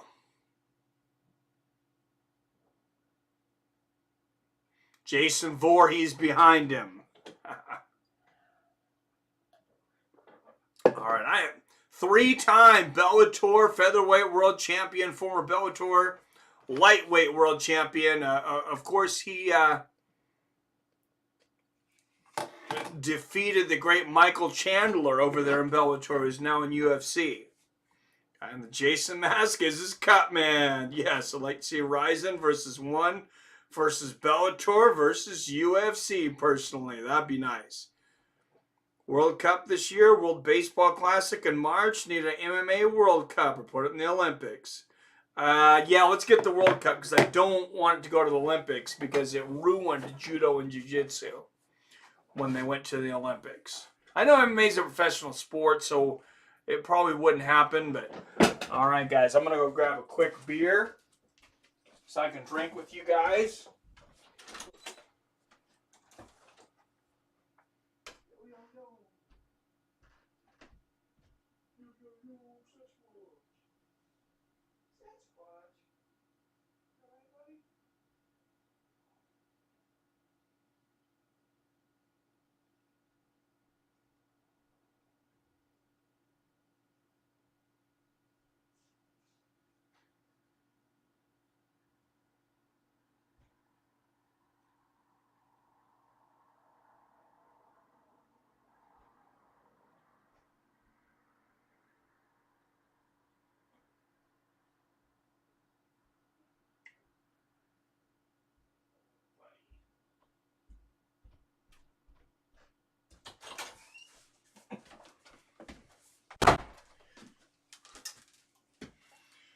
All right, gotta have a beer on this special night.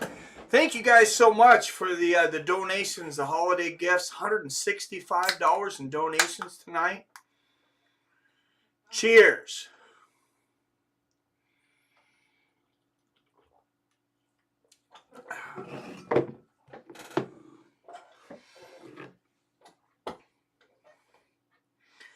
Wolf Harris says, this is Sparta. I love it. Praetorian. Bro, he needs wire cutters to get this thing off. Can't forget one champion. They super fast and good fighters. Hell yeah, they are, Jim. Facts, Jim. The Cinder's music is putting my drunk ass to sleep. No PFL in there. Reminds me of elevator music. My doctor's office place. I think PFL might have put the nail in the coffin with that ill-advised $50 pay-per-view they did this year. That really rubbed me the wrong way. And, you know, I'm one of the guys that you're looking to get that $50 from. And I didn't even watch it this year. I still haven't went back and watched it. The replay's on ESPN Plus.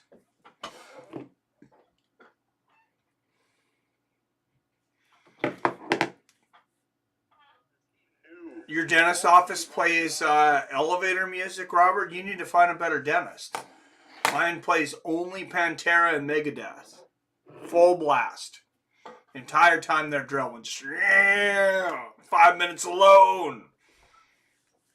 No, not really, but that'd be cool.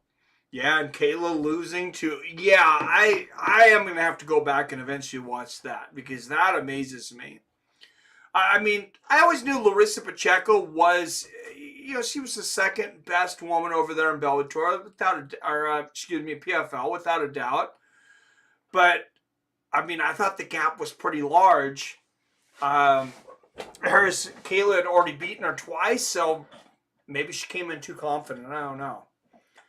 I said I'll have to go back and watch it. But, wow. Kleber Kayeki, though. 27 wins by submission. I mean, that is incredible. Only 2 of his 31 wins have went the distance.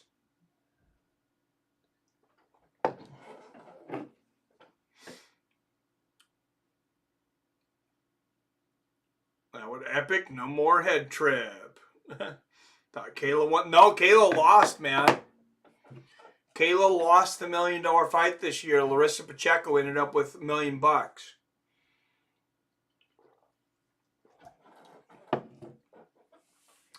That might be the nail in the coffin right there. If Robert Kerrigan doesn't know that Kayla Harrison lost, PFL's probably dead.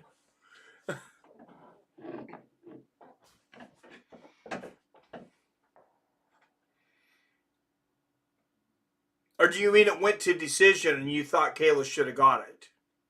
I don't even know what happened. I haven't even watched it.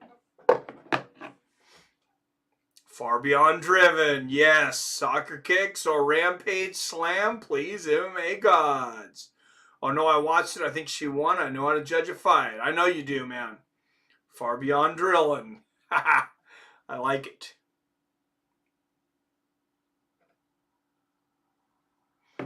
Was Doug Crosby there? That joke of a dude.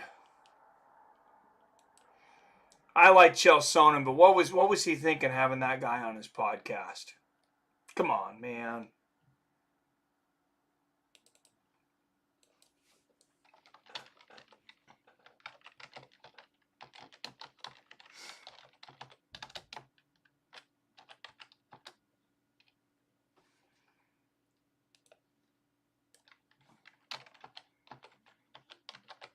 All right, tail of the tape.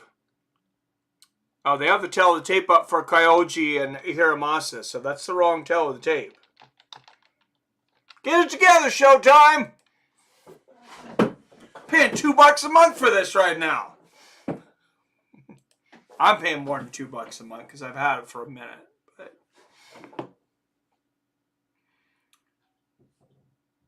no, she signed 2. Oh, here, I legally streamed it. I don't. Yeah, I don't blame you, Robert. Harris free agent now. I signed 2-year contract. Ooh, Kayla spent the entire fight attempting to embrace while getting pieced up.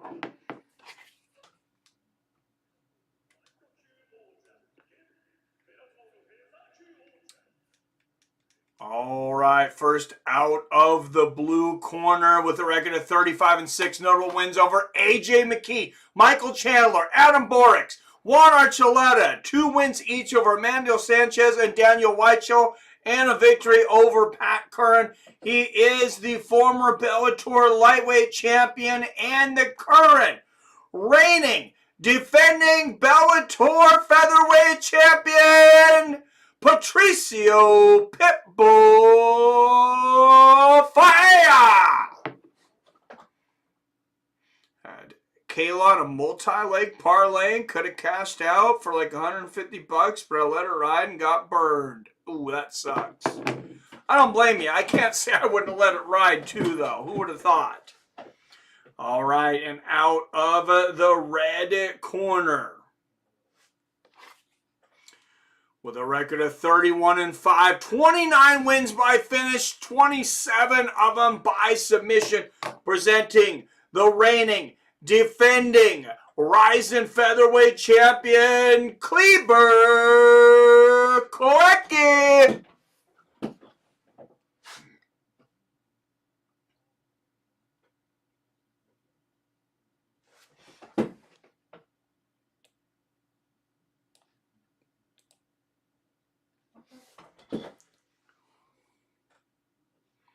All right, fix that so we can see it all the way.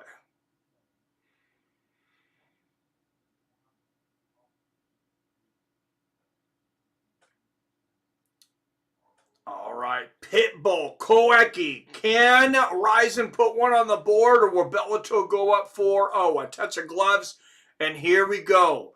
The knockout master versus the submission master. Pitbull in the black and white trunks, Koecki in the white and gold. Body kick Koecki. Pitbull does not waste time. He's not a guy that throws things to set up. He throws everything to hurt you. Lands a good left hand there. Outside leg kick Koecki. And Koecki immediately shooting for the takedown. Tries to pull guard. Pitbull says, I'm getting the fudge out of here.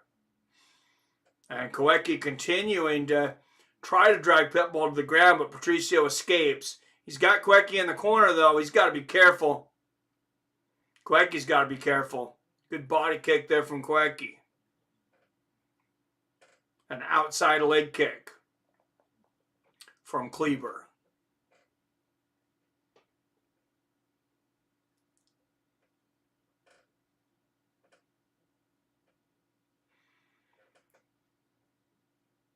Patricio waiting for his shot here. Good defense there from Kleber in the corner, blocking those shots.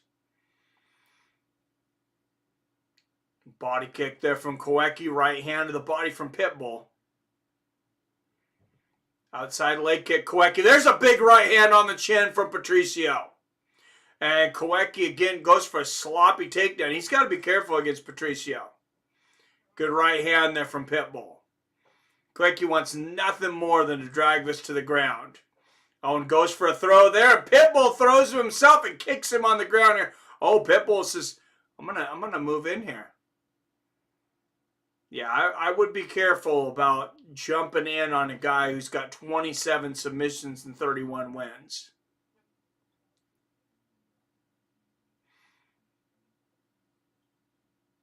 And Patricio's gonna intelligently, I think, tell him, let's go ahead and stand back up.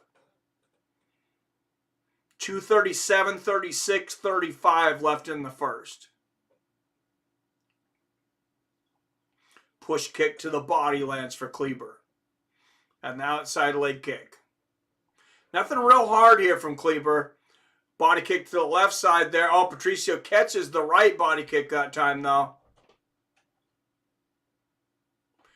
Oh, left hook upstairs, right hook to the body for Pitbull. Left hand body kick Koecki.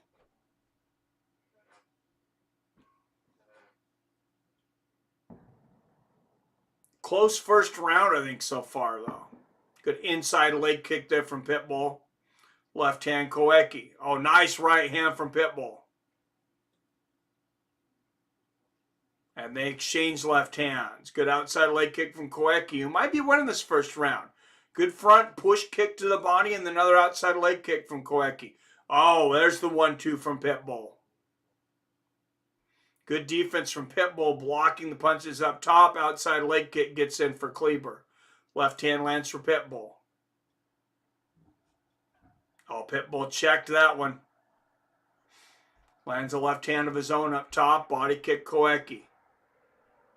118, 17, 16, 115 left in the first. Patricio looking to launch that missile of a right hand. Outside leg kick lands Koeki. Now the inside leg kick and a left hand upstairs. Oh, there's the 1-2 from Pitbull. And another. And Koeki gets in and clinches. Pitbull is going to get the double underhooks.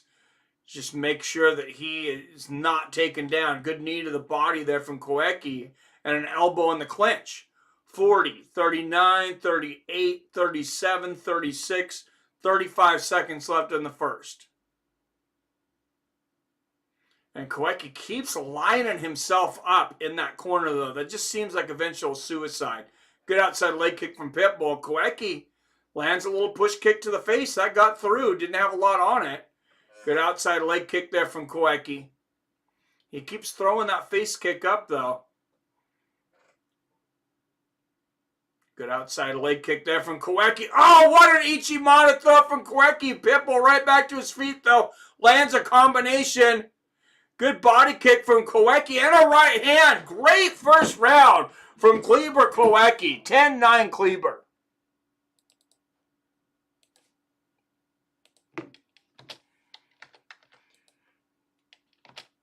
Even though they're both champions, as far as I know, I believe this is only a 3-round fight. So, you know, Pitbull doesn't have that, he doesn't have those normal 5 rounds, and he's starting a bit slow here. He's got to be careful.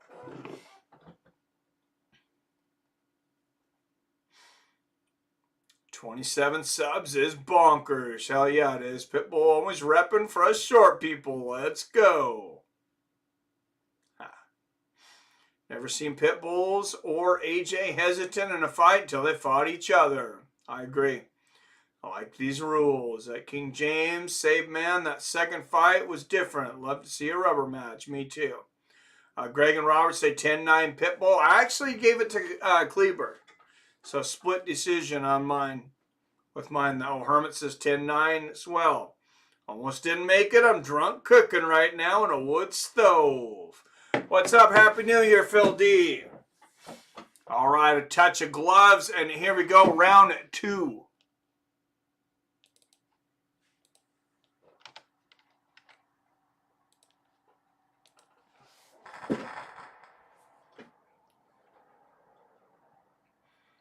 .440, 39, 38, 37, 36, .435 left in the second. Good front kick to the body from Koeki.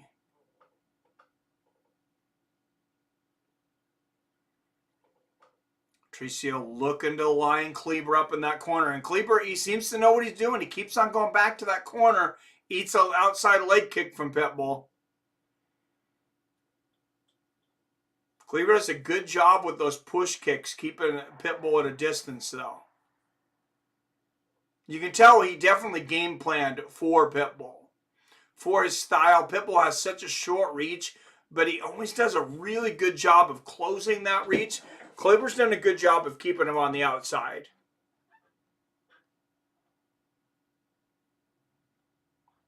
.345, 44, 43, 42, 41, .340 left in the second. Inside leg kick from Koeki. Nice right hand and an outside leg kick there from Kleber. That gets a little smile out of Pitbull, who lands a vicious leg kick of his own. And Koeki checked that one, lands a front kick to the body. And the outside leg kick. Patricio's got to be careful. He could be falling behind on the scorecards here.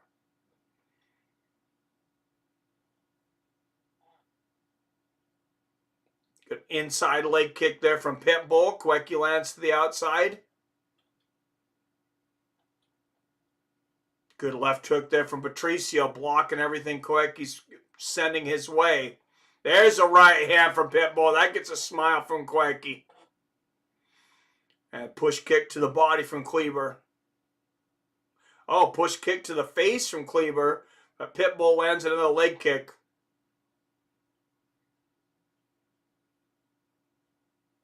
$230, $29, $28, $27, $26, $225 left in the second.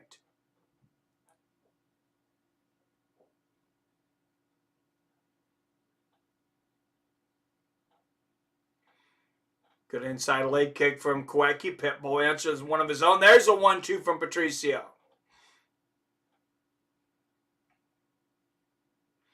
Outside leg kick, Kleber. Oh, Pitbull checks that one. Lands an inside leg kick of his own. Sorry, guys. A little sleep in my eye there. 1-2 there from Pitbull. Body kick, Kleber.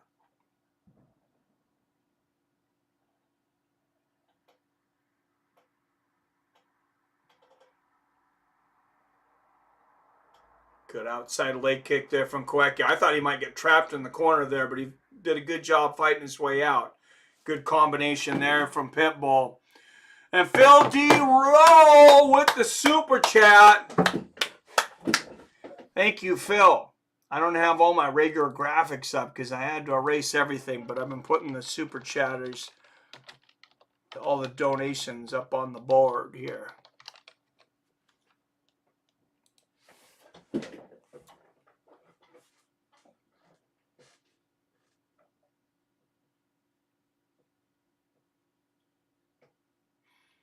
Good couple of jabs there from Pitbull.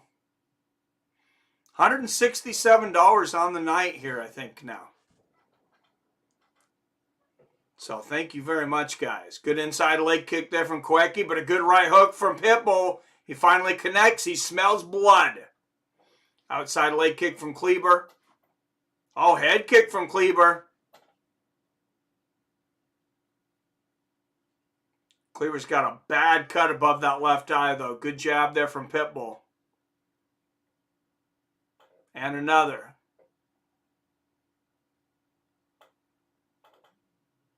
Close rounds here, though, I believe. Good left hand there from Pitbull. If you would have told me this would be an only standing fight and Kleber Queckie might be up 2-0, I would have told you that Pitbull had been drugged.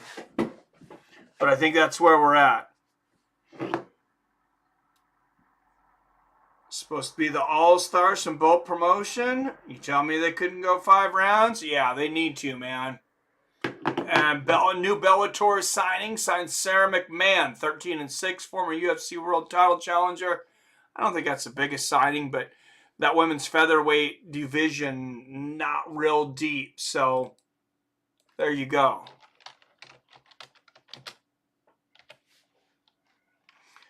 I'm going to give that last one to Patricio. Both rounds, I think, could have went either way, though.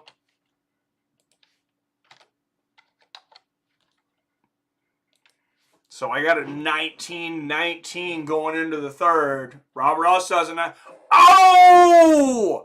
Billy with the third $50 super chat of the night. That's $150 just from Billy tonight. Carrying the chat on his back. Billy Hughes.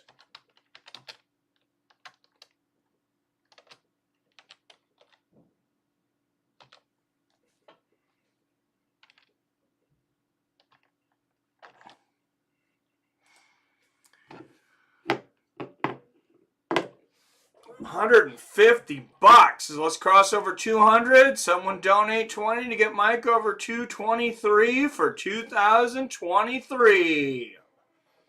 Damn, thank you, Billy. Well, that gets us over 200.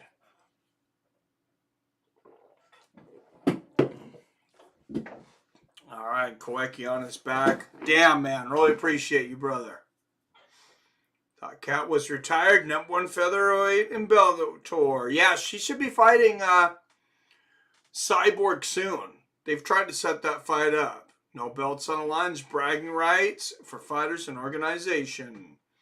She came out of retirement. Herman says, Billy the GOAT. And Phil D with another donation. $2 donation. Thank you, Phil. Putting us up to what was that? If I rough math, I think that's $219. 80, 190, 195, 197, 199. And that's 199. No, I'm missing one. 204. It's $5 from Greg Brimstone as well. Thank you, Phil. Billy was doing the math right. That's why he was saying $20 to get us to 2023.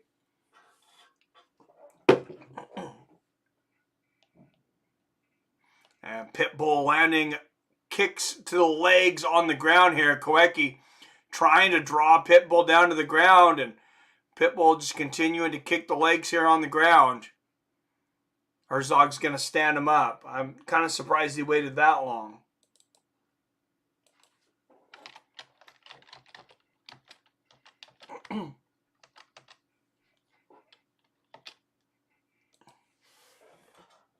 All right, and thank you, Phil D. And Jim with the super chat. Getting us up to 209. Thank you, Jim.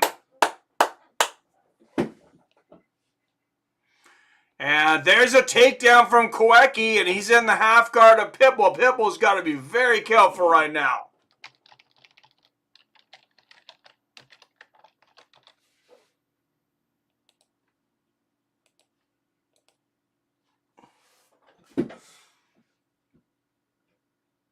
Pitbull's up, but a big combination from Koecki upstairs and a knee to the body.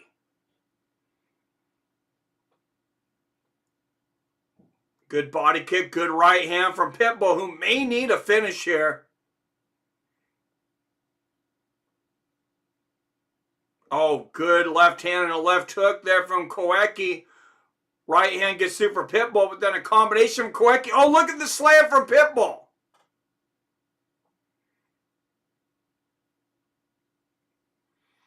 And now Pitbull on top. 120, 19, 18, 17, 16, 15 left in this fight. I'm a bit surprised that this is where Pitbull wanted to take the fight, though. Get your phone fixed, King. I'll give you address. I was sitting on an envelope on 2 years of tip. If I ever figure out a way to get Mike's mailing address. So Mike could also get donation on Apple Pay. Yes, $10 from PBR Street Gang. I think I added that one in. I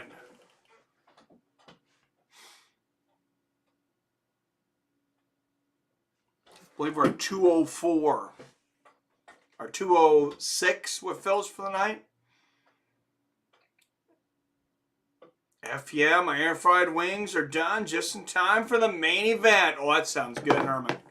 All right, Koecki on his back, trying to draw Pitbull in. Pitbull needs to back up now and say, get up, dude. Because, I don't know, Pitbull must not know where the clock is here. 20 seconds left. He's continuing to kick the legs of Koecki here, but Koecki had some good combinations, some standing. Herzog's going to get him up with just 10 seconds left. Pitbull needs to land something here, possibly. Good right hand on the chin there from Patricio. And it is over. Both men raised their hands. I have no idea who won that fight. Every one of those rounds could have went either way. I lean towards Koecki.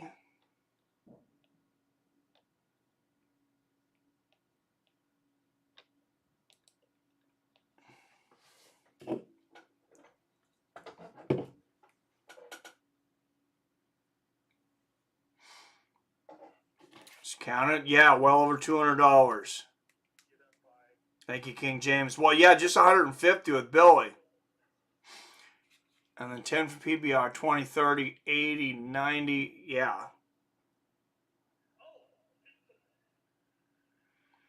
Greg and Robert both say 29.28 Pitbull. I had a 29.28 Koeki. 209. There was never any doubt Patricio Pitbull goes to a unanimous decision win over Kleber Koike, the battle of featherweight champions. So Pitbull gets it. So I misjudged it. I thought there were some close rounds in there, but winner by unanimous decision, Patricio Pitbull. That's 4-0 for Bellator. Wow. I don't know if we'll see a Rizin come over and take on Bellator in the States after this. This is a rout. Got to be about 300, says Wolf. Okay, Mike, you're at 209. We need 14 bucks to get to you 223 for 2023. Is that counting the 10 bucks from PBR Street Gang on Apple Pay? Bellator 4, Rizin 0, finish it, AJ. Ablon versus Tokov is going to be a banger. Hell yeah, it is.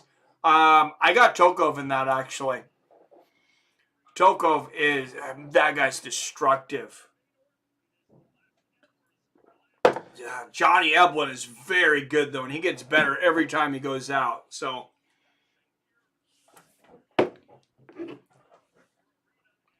Bellator could sweep. You guys are killing someone tonight. I love the stomps, too, Wolf Hero. Man, a fun fight. We have no finishes so far, though. That's a bit surprising, I must say.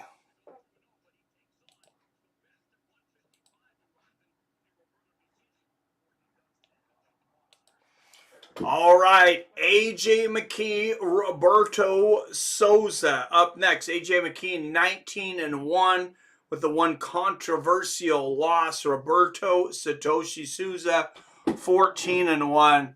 Oh, what's up, Lucky 13? Thank you, Lucky 13, with the $10 super chat.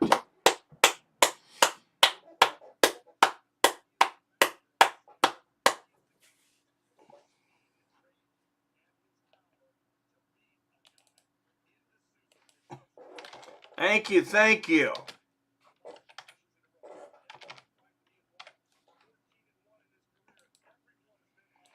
What's that? 219 bucks on the night, I believe. Roberto de Souza, Rizin lightweight champion.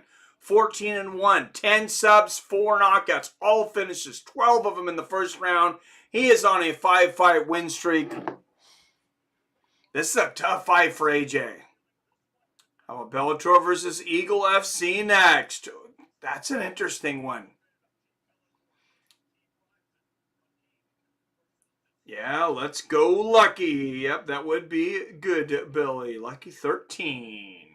Yeah, I like the name too.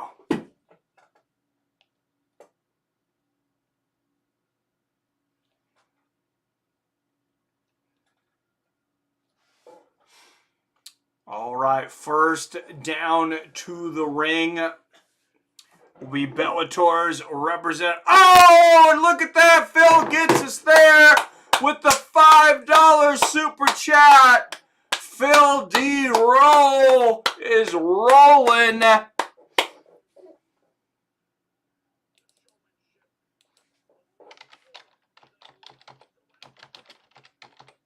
Thank you, Phil.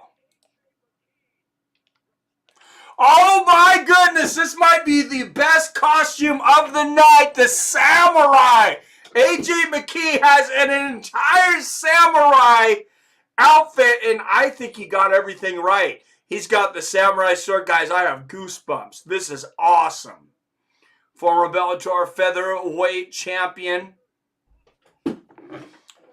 Most people think he should still have that belt. Damn.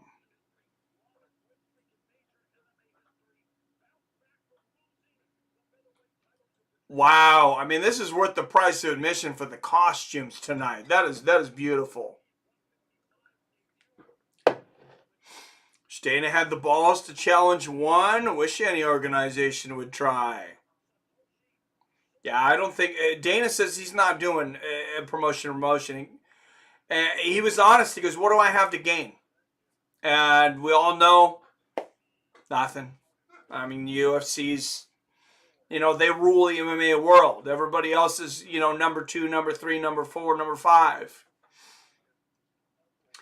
Kevin Lee wants Khabib and Eagle FC to allow him to fight one fight contract back in UFC against Hamzat. I heard. Maybe Dana and Khabib lets that happen.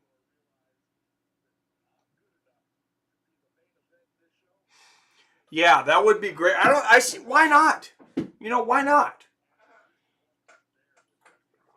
I mean, and Kevin went out to a motherfucker when he lost. I believe it was Daniel Rodriguez.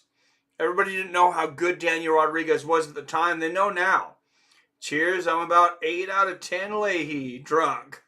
Still got a couple hours to go. Nice. Love to see DJ hit some knees to the head of a ground on Figgy. There you go, ringing in 2023 with $223. Yes, sir.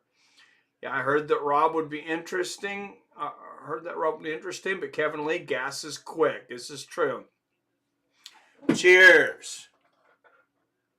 Cheers, Lucky 13. I lost count of 22 natural ice when cards started. AJ versus AJ, the last Ronin. X-Files. Kevin never had the cardio to compete against top guys. Agree. Got to be close to 30 beers, thus. Robert, damn. I think Robert lost track. I lost track in my 20s too, Robert, in beer and a lot of things.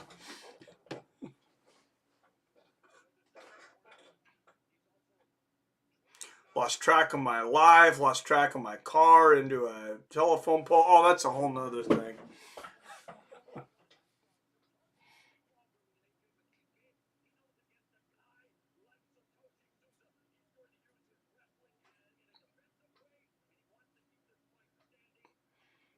And AJ Mckee jumps the ropes into the crowd.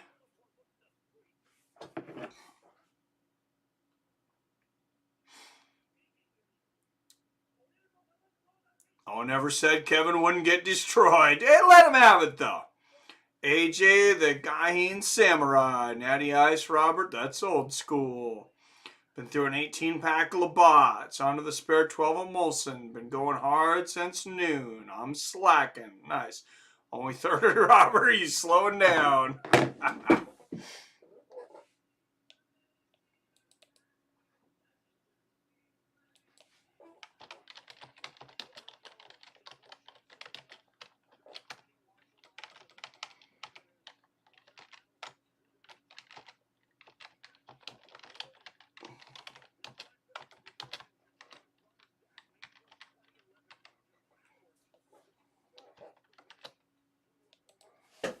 All right, and here he comes, the Rizin lightweight world champion, Roberto de Souza. Many say he is the best jiu-jitsu artist in the lightweight game today. We'll see how AJ Mckee, if he can stay off the ground or how he can deal with that if it goes to the ground.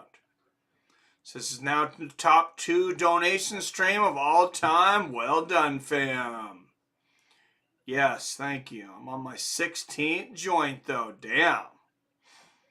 Damage was done when your 30-pack is empty in the morning. No one wants to fight Hamzat if Lee is only one stepping up to making it happen. 4 fighters in 4 different countries turned him down in 2 months. I'd watch if Lee got the opportunity. Oh, for sure. Got 6 bottles of cheap wine I'm popping for the New Year's tonight. Man, you're punish the liver. Jesus, Robert.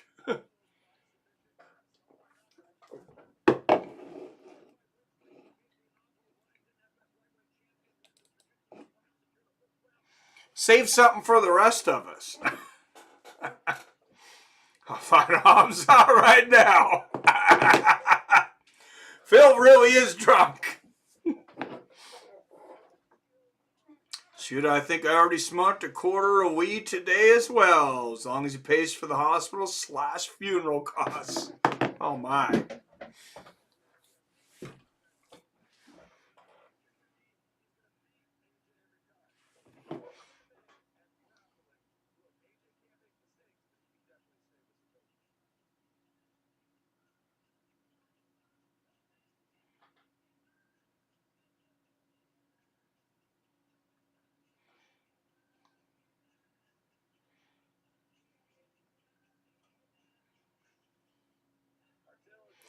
All right, tail of the tape. AJ Mckee 19-1, De Souza 14-1. De Souza 6 years older at 33, 1 inch taller at 5'11". AJ will have a 1.5 inch reach advantage at 73.5 inches.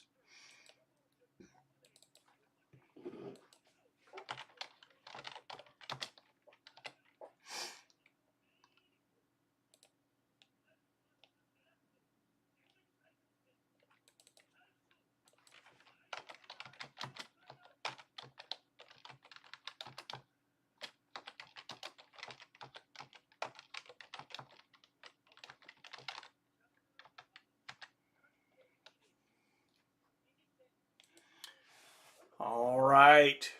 First out of the blue corner, representing Bellator. Notable wins over Patricio Pitbull by submission, Darian Caldwell, Pat Curran, and Kyoji Horiguchi. Presenting Bellator's former featherweight champion and current lightweight contender, 19-1, AJ Mckee.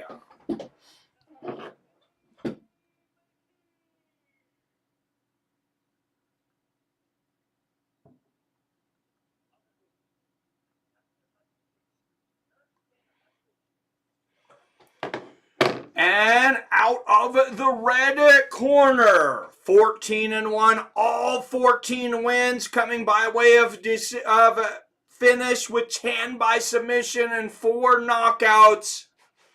Presenting the current reigning, defending Bellator Rizin lightweight champion, Roberto Satoshi Souza.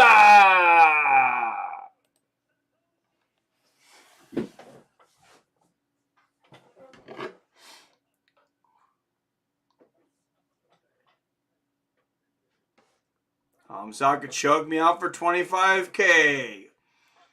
Oh, just a choke out? Shoot, I'll let him choke me out for 10. I just don't want to get hit.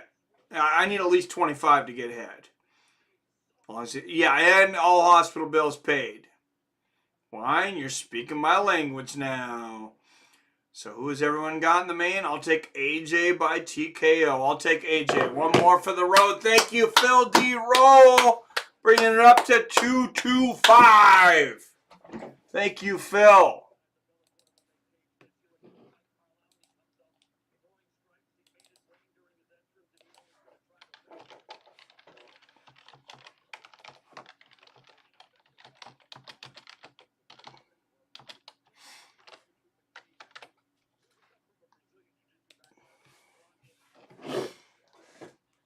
Gotta be a clean sweep for Bellator tonight. Cheers. Cheers.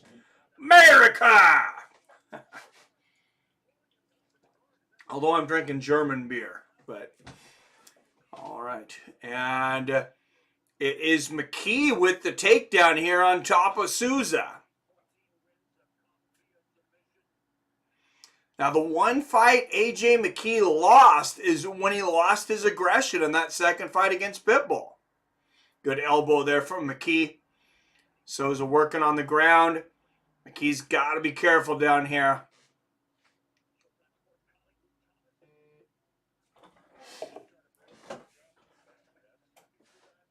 So,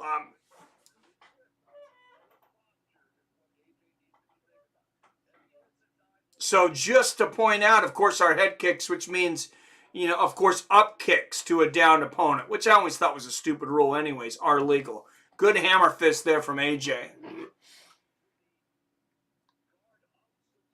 Actual toes, 226, Mike. Phil donated 5 last time.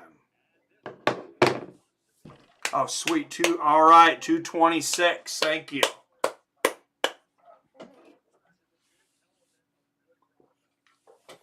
Perfect. All right, good shots to the body here from Mckee.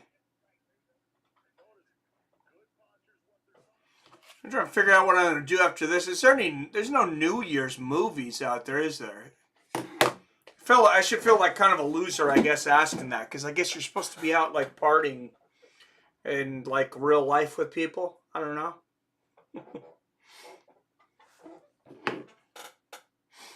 AJ defending very well on the ground. Yes, he does. Seriously look forward to these live streams, man. Thank you.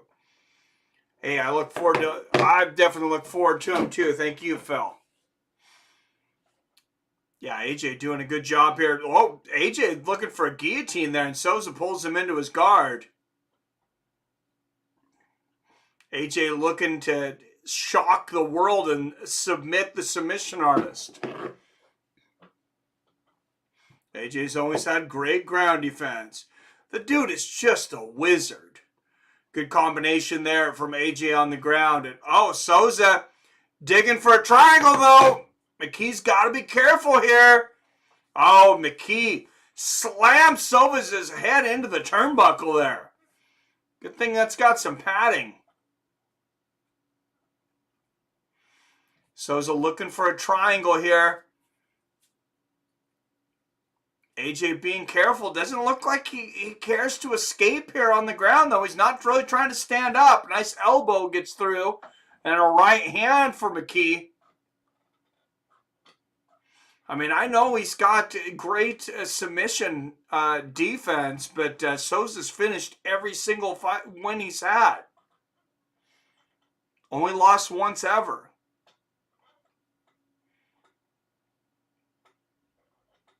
Oh, last fight, we got to see some knees and kicks to the head here. Oh, Souza looking for a leg here. Oh, Mckee resting on the ropes. Can't do that, man.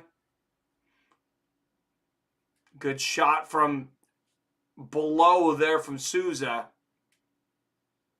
Oh, nice elbows there from Souza. Or excuse me, from Mckee. Me too, Phil. Y'all my only friends. Screw that. I'd rather just stay home these days for New Year's. I ain't standing around in line to pay twice as much to get drunk. Basically, same here. Oh, dude, 10 times as much. I've been getting these old German 6-packs. 6-packs of 16-ounce beers for literally $4.20. So it's kind of cool. But, and beer is generally not cheap here at all. Good elbow to the body and a 3-punch combination from AJ. Kick to the body. Oh, he goes for the head stomp. Barely misses. AJ Mckee with the head stomp.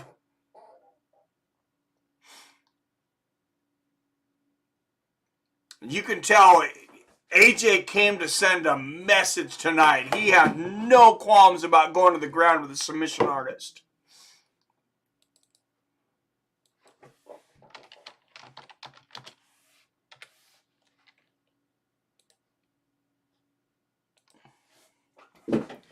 And you see the replay, that side kick to the body from AJ. Definitely 10-9, AJ Mckee.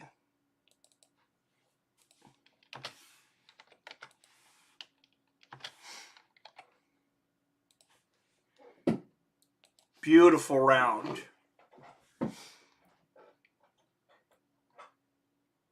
Anyone here in Florida, Tampa area, though? Let's meet up. Maybe a live fight or B-dubs. Feel guilty when Mike's not covering a card and I'm forced to keep track with competitors.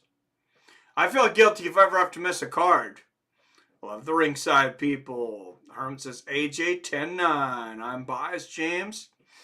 I only hang here. 10-9 AJ. 10-8 maybe, says Wolf Hero. I don't think it's quite a 10-8, but I mean, it wouldn't be the worst 10-8. And you notice Jason Herzog ended up refereeing all 5 fights tonight. Oh, good left hand there from Souza, who had, very little to be excited about after the first round. AJ getting flashy, looking for that spinning sidekick. He wants an exciting finish here. God, I wish this was 5 rounds.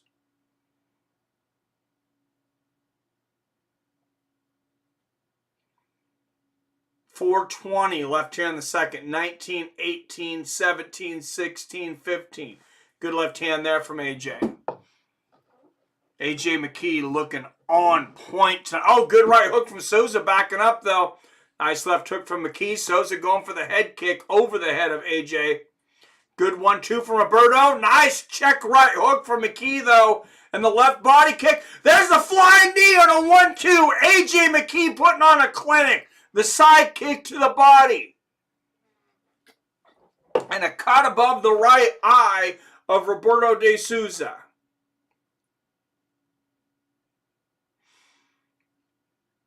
AJ standing right in front of Souza, dodging punches too. He definitely wants to send a message to the world tonight. And I know he is close to being a free agent. Good right hand there from AJ after blocking a head kick. And the left hook upstairs from Mckee. Good body kick from AJ. Pushes Souza down to the ground. Will he jump in the fire again? He says, no, get on up.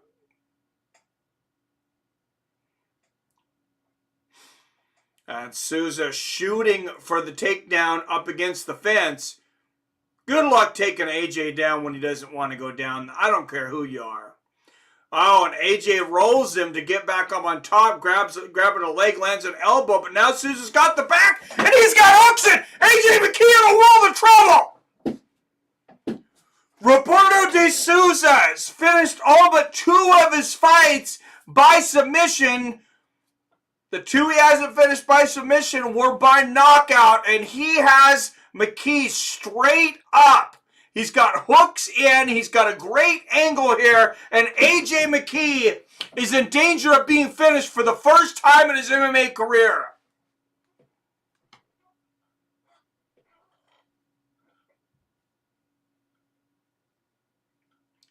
Wow. Good elbow from behind there from Mckee. But this could be the closest AJ Mckee's ever been to being finished in his career. I can't think of another time. He rolls over, gives up the back temporarily, rolls back over. He cannot escape this body lock of Roberto de Souza. And Souza smartly, look at Souza putting the hand over the mouth of AJ, hooking his fingers on the outside. And AJ able to stop that now, but AJ in a bad position right now. And look at Souza. Look how he's putting his body weight. This is the difference in such a top-level jiu-jitsu fighter. AJ doing everything he can to try to break free, but Souza's stretching him out. He's stretching his back right now. As he stretches his back out, this is what's straightening AJ Mckee out. The only problem he has here is maybe he's a little high. And AJ goes to his back again, looking to escape. He almost escaped there. And he's out. AJ gets out and rains down a combination of punches and a head kick. There's our head kick to the grounded opponent. Combination of punches and an elbow. The stomp to the body. And there's the hammer fist. AJ Mckee and Roberto de Souza putting on a show, giving us our money's worth here in the last match of the night. And AJ saying, come on. Get on up. Just seconds left here in the second round, and De Souza taking his time to get up to his feet. We'll see if somebody throws a last-second shot. And the round is over. Big round for A.J. Mckee, but man, Roberto De Souza, wow, that really has to be debilitating to the confidence. Getting AJ in that type of a position and, never really being close to finishing it, even though he had a great body lock on. I mean, most guys are finished there. And very few guys in the world get out of that body lock and don't get dominated the entire time on the ground. Yeah, A.J. Mckee is on another level, for sure. Herms is A.J. 2018. Roberts is 2018 A.J., and I agree. Billy says, hit that like button.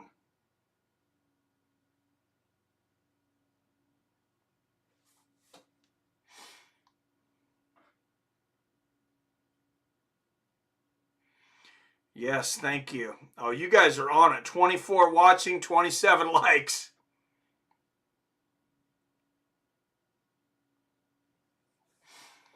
All right, and a little hug, show of respect at the beginning, and back to fighting. 253, 52, 51, 450. Excuse me, I said 450, 447, 446, 445 left in the third. Oh, good right hand and a left hook there for AJ. And another right. Souza swinging wildly and misses. Roberto De Souza's got to be like, man, I thought I was really good. Who is this guy?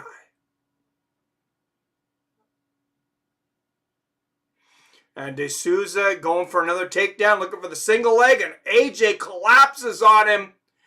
Oh, he's going for a Peruvian necktie! AJ Mckee's got a Peruvian necktie on! This looks pretty tight! Oh, and Souza is out. That would have been incredible if AJ submitted Roberto De Souza. And now De Souza with the body lock. He did have the belly to back. AJ quickly spun out of it. Oh, and look at the little Ochigari on the inside. Roberto De Souza getting the takedown, showing, hey, I'm high level too, guys. And now Roberto De Souza on top. AJ transitioning, though. Now AJ on top. De Souza looking for a guillotine here. It's hard. It doesn't look like he has a good angle on it. We didn't have a good camera angle at first, but now it looks like it doesn't look like AJ's in any trouble here, and he's out. And a good right hand lands for Souza on the way up, and AJ gives him a little nod, like, good one. Oh, nice left hand from Souza. Body kick from Mckee at the same time. Definitely a lot of mutual respect for each other between these two. And, I mean, Roberto De Souza, he's a really good fighter. AJ Mckee's just, he is on that level to where, I'm going to call it now. I think if he signs with the UFC, he becomes champion. Nice left hand there from Mckee. I don't know what weight class he goes at, if it's featherweight or lightweight, but I think he can be champion of the UFC for sure. Good body kick from Mckee and a 4-punch combination.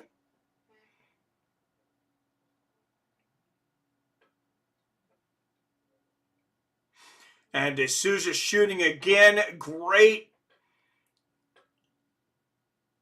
flex there from Mckee to stop it, and he's going to drop and look for that guillotine again. He really wants to submit Roberto De Souza, and he does not fear Roberto's jiu-jitsu at all.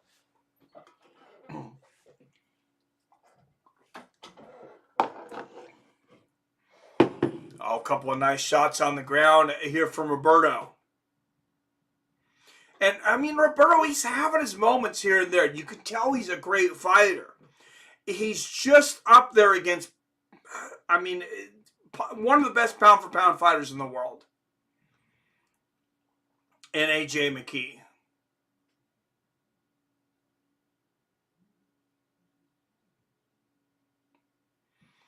You know, like we said, Patricio, I believe, won 2 out of 3 against Chandler. And even though Patricio got one decision that I think, you know, he probably doesn't get if they fight again, I honestly think AJ is head and shoulders above Pitbull. And that's saying a lot. And Souza looking for the back again here. But AJ McKee's going to stand up. He's got the backpack. D'Souza's got the backpack. AJ very calm, though. Oh, he locked it. D'Souza's got the arms locked. Oh, and AJ just rips him right off.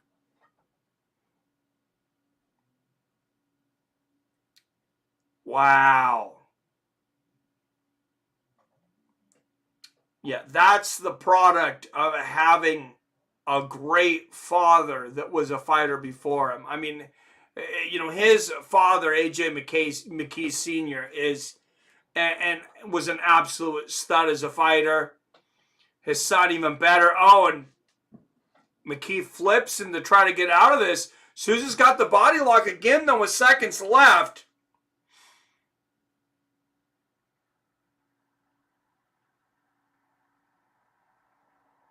And that will be it.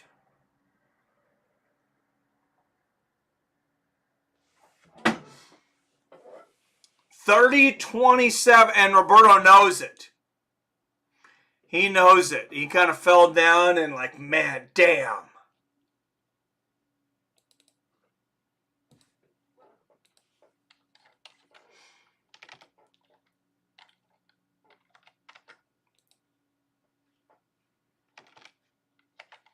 $30-27 AJ McKee. And I'll tell you, for guys, if you don't know who Roberto de Souza was after that, I mean, he's one of the best lightweights in the world. He had his moments, but you cannot make a case for him winning any of those rounds. That's how good AJ McKee is.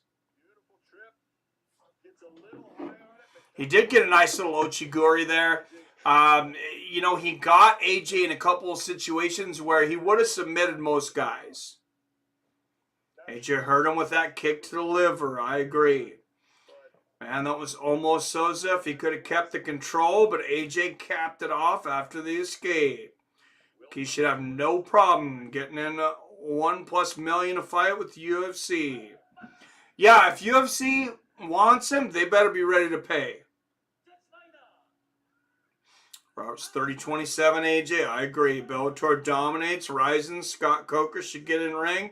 And call out Khabib and Eagle FC. That's hilarious. Man, AJ showed great submission defense tonight. 30-27 for him. All right, there it is. Winner by unanimous decision, AJ McKee. We got our stomps. We got our head kicks. We got a hell of a performance from both guys, really. And just a phenomenal performance from AJ McKee and all of Bellator as they rout Team Rizin. Team Bellator coming out looking like the 92 Dream Team, routing Bellator. And AJ with the samurai hat back on. Second of all, I just want to thank all the fans, everybody for coming out. I hope you guys enjoyed the show. This is a dream come true for me, you know, to do soccer kicks and knees to the head. So, dream come true. And I'm here. Hopefully I can get to come back and put on another great show for you. And hopefully I get a belt here in Rizin. I appreciate the collab and thank you all for coming. Well, we says, hopefully I get a belt here in Rizin. And AJ McKee's made it clear. He was asked by Big John McCarthy on the Weighing In podcast, is what's the most important thing to you? To be the belts, to be the greatest ever. And what is it? And he says, I want to make the most money out of any fighter in MMA history. And I don't blame him. He says, I want to be the Money Mayweather. He said, I want to get out of this when I'm 35. He said he wants to take a break. somewhere around 33. I think he said he was somewhere. I think maybe he said 32. 32 to 33, come back for a couple of years. He's only 27 right now. There's that big trophy to Scott Coker.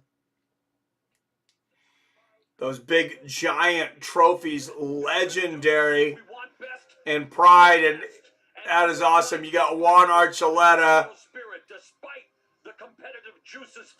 with the King outfit on. You got AJ Mckee with the Samurai outfit, all with Scott Coker, and the respect shown between the Japanese and the Bellator fighters. We want to wish everyone happy New Year.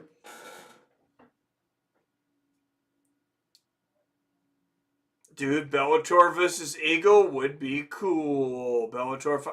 Hey, let's see Bellator in 1. I think 1 beats him. But you don't know until you see it. Oh, man. Johnny Eblen and Anatoly Tokov. What a championship bout at middleweight. That maybe is a better fight than the one it replaces with Nemcom and UL. Johnny Eblen 12-0 and Anatoly Tokov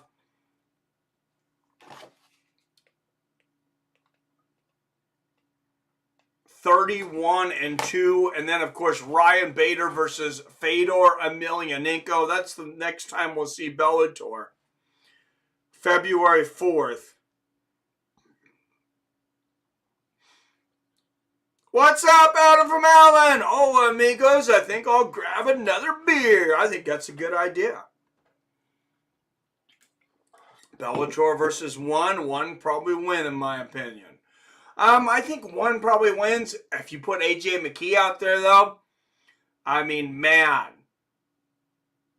good luck finding a guy to beat him. That's a good chance at 1 win for Bellator there. Bantamweight, I don't know that Bellator competes with their bantamweights. Patricio, I don't count him out against anybody. You put him in there at featherweight. Again, light heavyweight, Bellator, I don't believe would compete. Although Vadim Nemkov is a motherfucker. Excuse me, put in Vadim Nemkov. So if you put in AJ Mckee and you put in Vadim Nemkov, I think you got a chance at 2 good wins right there. No guarantees in 1. I mean, they are so stacked. There's definitely no guarantees there. But, you know, it's time to stop underestimating Bellator. I think with this, maybe they've finally arrived. This could be the turning point. And like I said, you got the big February 4th show. They finally took advantage of a UFC off week. And he won top 5 organizations. It could be champion and other organizations. I agree. Used to be able to complain, not as much these days. 1 beats them. I agree, said I'm a huge fan of Ryan Bader, but I really hope Fedor retires as champ. Agree with that too. Anyone see the post I posted on Fights with Friends Facebook group of Ryan Garcia training in gi BJJ with Henner Gracie? I seen that. Asked Henner what was the quickest someone made black belt. Henner said 6 years. Ryan said he'll beat that. That would be impressive if he did. 1 is right behind UFC in my opinion. I agree. I got deuces, y'all. All right. Out, Wolfero. See ya. They should do Rizin versus 1 and Bellator versus Eagle. Get all these MMA promotions doing cost promotion stuff. Maybe UFC will get involved. I don't think UFC will ever get involved, but want to see us 4 times larger than UFC and dominate the Asian market. At least 4 times bigger. Yeah, you're right on that.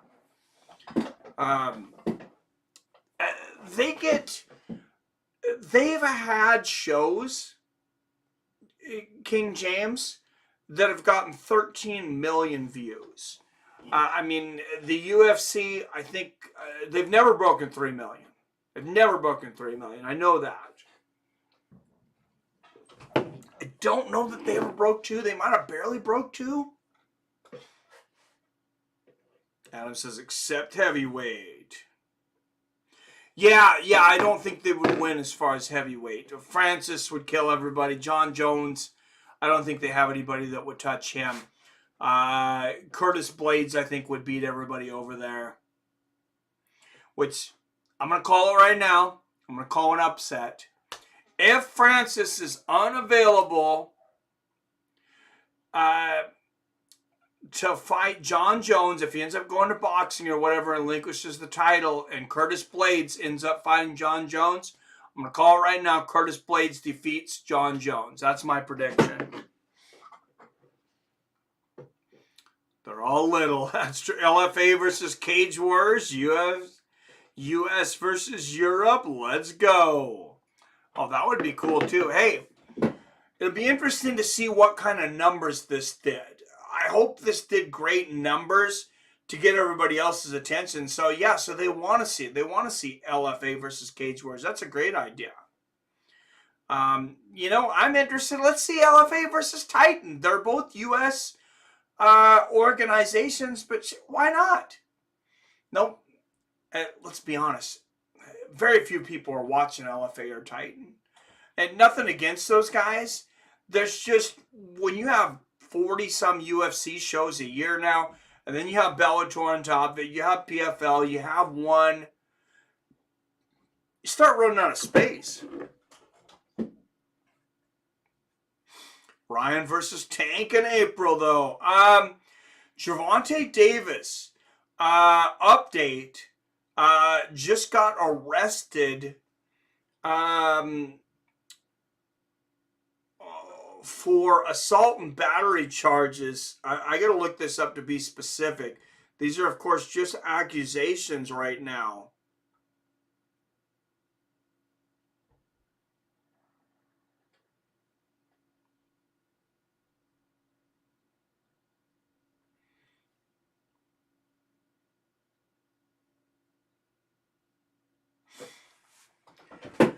All right.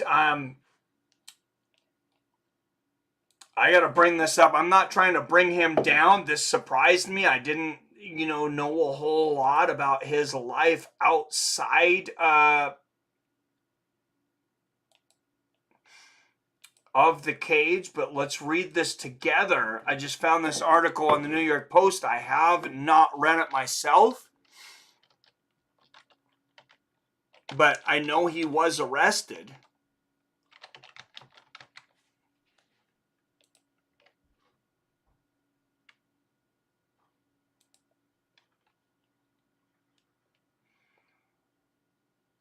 I like ESPN, but for news, I really like New York Post. So let's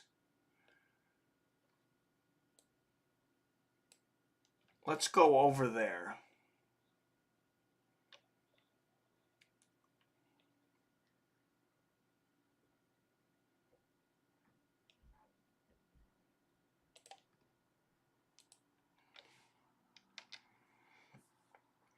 So Gervonta Davis breaks silence after chilling 911 call emerges from arrest. Boxing world champion Gervonta Tank Davis called allegations of domestic violence made against him bullshit following his arrest in Broward County, Florida on Tuesday. So everybody's innocent until proven guilty. After Davis was released from jail on Wednesday, the 28-year-old boxer suggested in a sense to delete an Instagram post that the battery claims are a ploy against him for money. Do not let these people misguide you on all this bullshit. This was just yesterday's moments before me and my child mother had argument. Davis reportedly captioned the post, which included a photo that appeared to show his daughter watching the animated movie Frozen. Watching Frozen with my oldest daughter. I never put my hands on my child, mother, nor my fucking daughter. Are you fucking crazy? Davis wrote. I'm not a monster. I've been quiet for too long. I don't have media team, PR, good lawyers, spokesman, nothing of that. That's the only reason I'm doing this now. Just clear my name. I'm doing this shit on my own since I started this shit.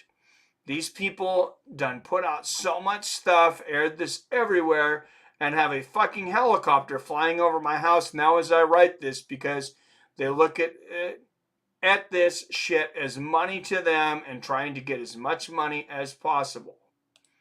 I am very possible with the media nowadays. I really don't want to comment too much until I know more. But in the same post, Davis added, they even post a snippet of the police call, which my child mother was crying on the phone because I wouldn't give her my truck. Davis reported post came on the same day TMZ published audio of multiple 911 calls made by the woman who accused Davis of domestic violence. Please help me, I need help, please. An unidentified woman can be heard pleading with the 911 operator. I'm trying to go home. I have a baby in the car and he attacked me in front of the kid. And now he's messing up my tires. Please help me. He's going to kill me. In a separate call, the woman said, I need to go home. I'm in danger right now.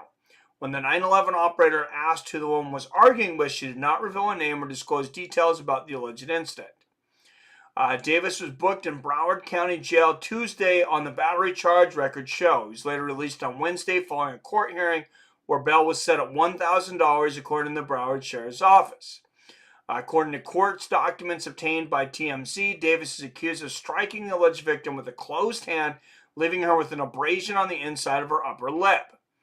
The documents state that Davis did actually and intentionally touch and strike the woman against her will and did intentionally cause bodily harm to her. Davis is also due in court on February 16th for a separate incident in which he is facing 14 charges from an alleged hit and run in 2020, according to The Sun. In a separate instance in 2020, Davis was seen on video grabbing his ex-girlfriend by the throat at a charity basketball game at the University of Miami. Davis surrendered to police days after the video circulated on Twitter and was charged with 2 counts of simple battery domestic violence.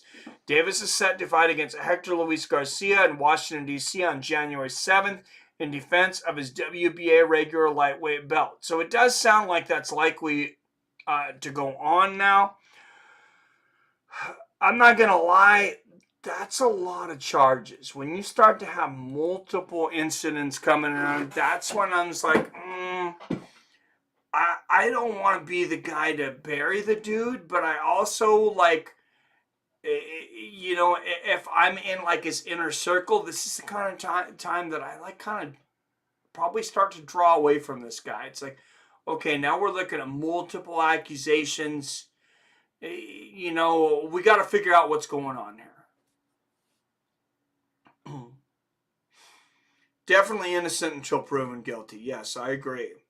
One arenas holds like 40 to 60,000. UFC arenas, they choose anywhere from 12 to 20K capacity because they wouldn't sell out 40 to 60 most of the time. John's wrestling defense is great, but Curtis is a different kind of beast. I think Curtis beats John by ground and pound. My wife is from Manila. It's cool to know, Jim. If Jones doesn't come back this year, I might actually give up on him, and I don't even like the kind.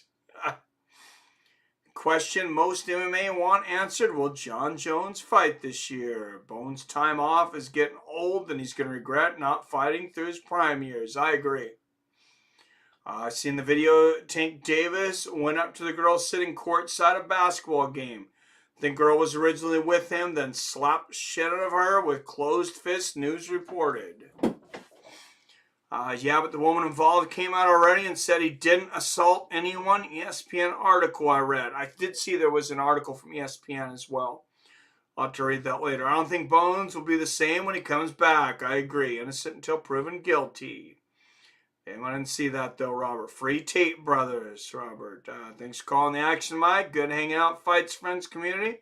And try and find the bottomless bottle of bourbon. See y'all next year. So many dudes get burned in the PC times. I want to find out they're innocent after premature punishment. That's what I'm saying. I'm not jumping to conclusions. The more accusations I start to see on an individual, the more suspicious, obviously, I get. I don't trust the news much anymore. I trust it very little. Video I'm talking about happened 2 years ago. If you would have done that in front of an arena full of people, you're going to do it in front of his kids. I got a lot of explaining to do, Saddam. I hate punks that strike chicks, but scorned women are known to exaggerate out of vengeance. Happy New Year, fight fans. I'm out like sauerkraut. All right, Happy New Year, Billy. Thank you so much for the great donations. Happy New Year, fight fam. Damn, Tank's rap sheet sounds similar to John Jones. Happy New Year, Billy. All right, guys. Hey, thanks for joining me for a fun night of Rizin versus Bellator. I wish we would have gotten some finishes, but we did get some head kicks and stomps there at the end, so that was fun. Thank you for all the donations. Close to a record night of donations, so thank you very much for that. I'll update you guys quick. As soon as I know, I'm going to go through the schedules and see what's going on as far as MMA, boxing, and things for next week. As always, I love you, I respect you, and I'll see you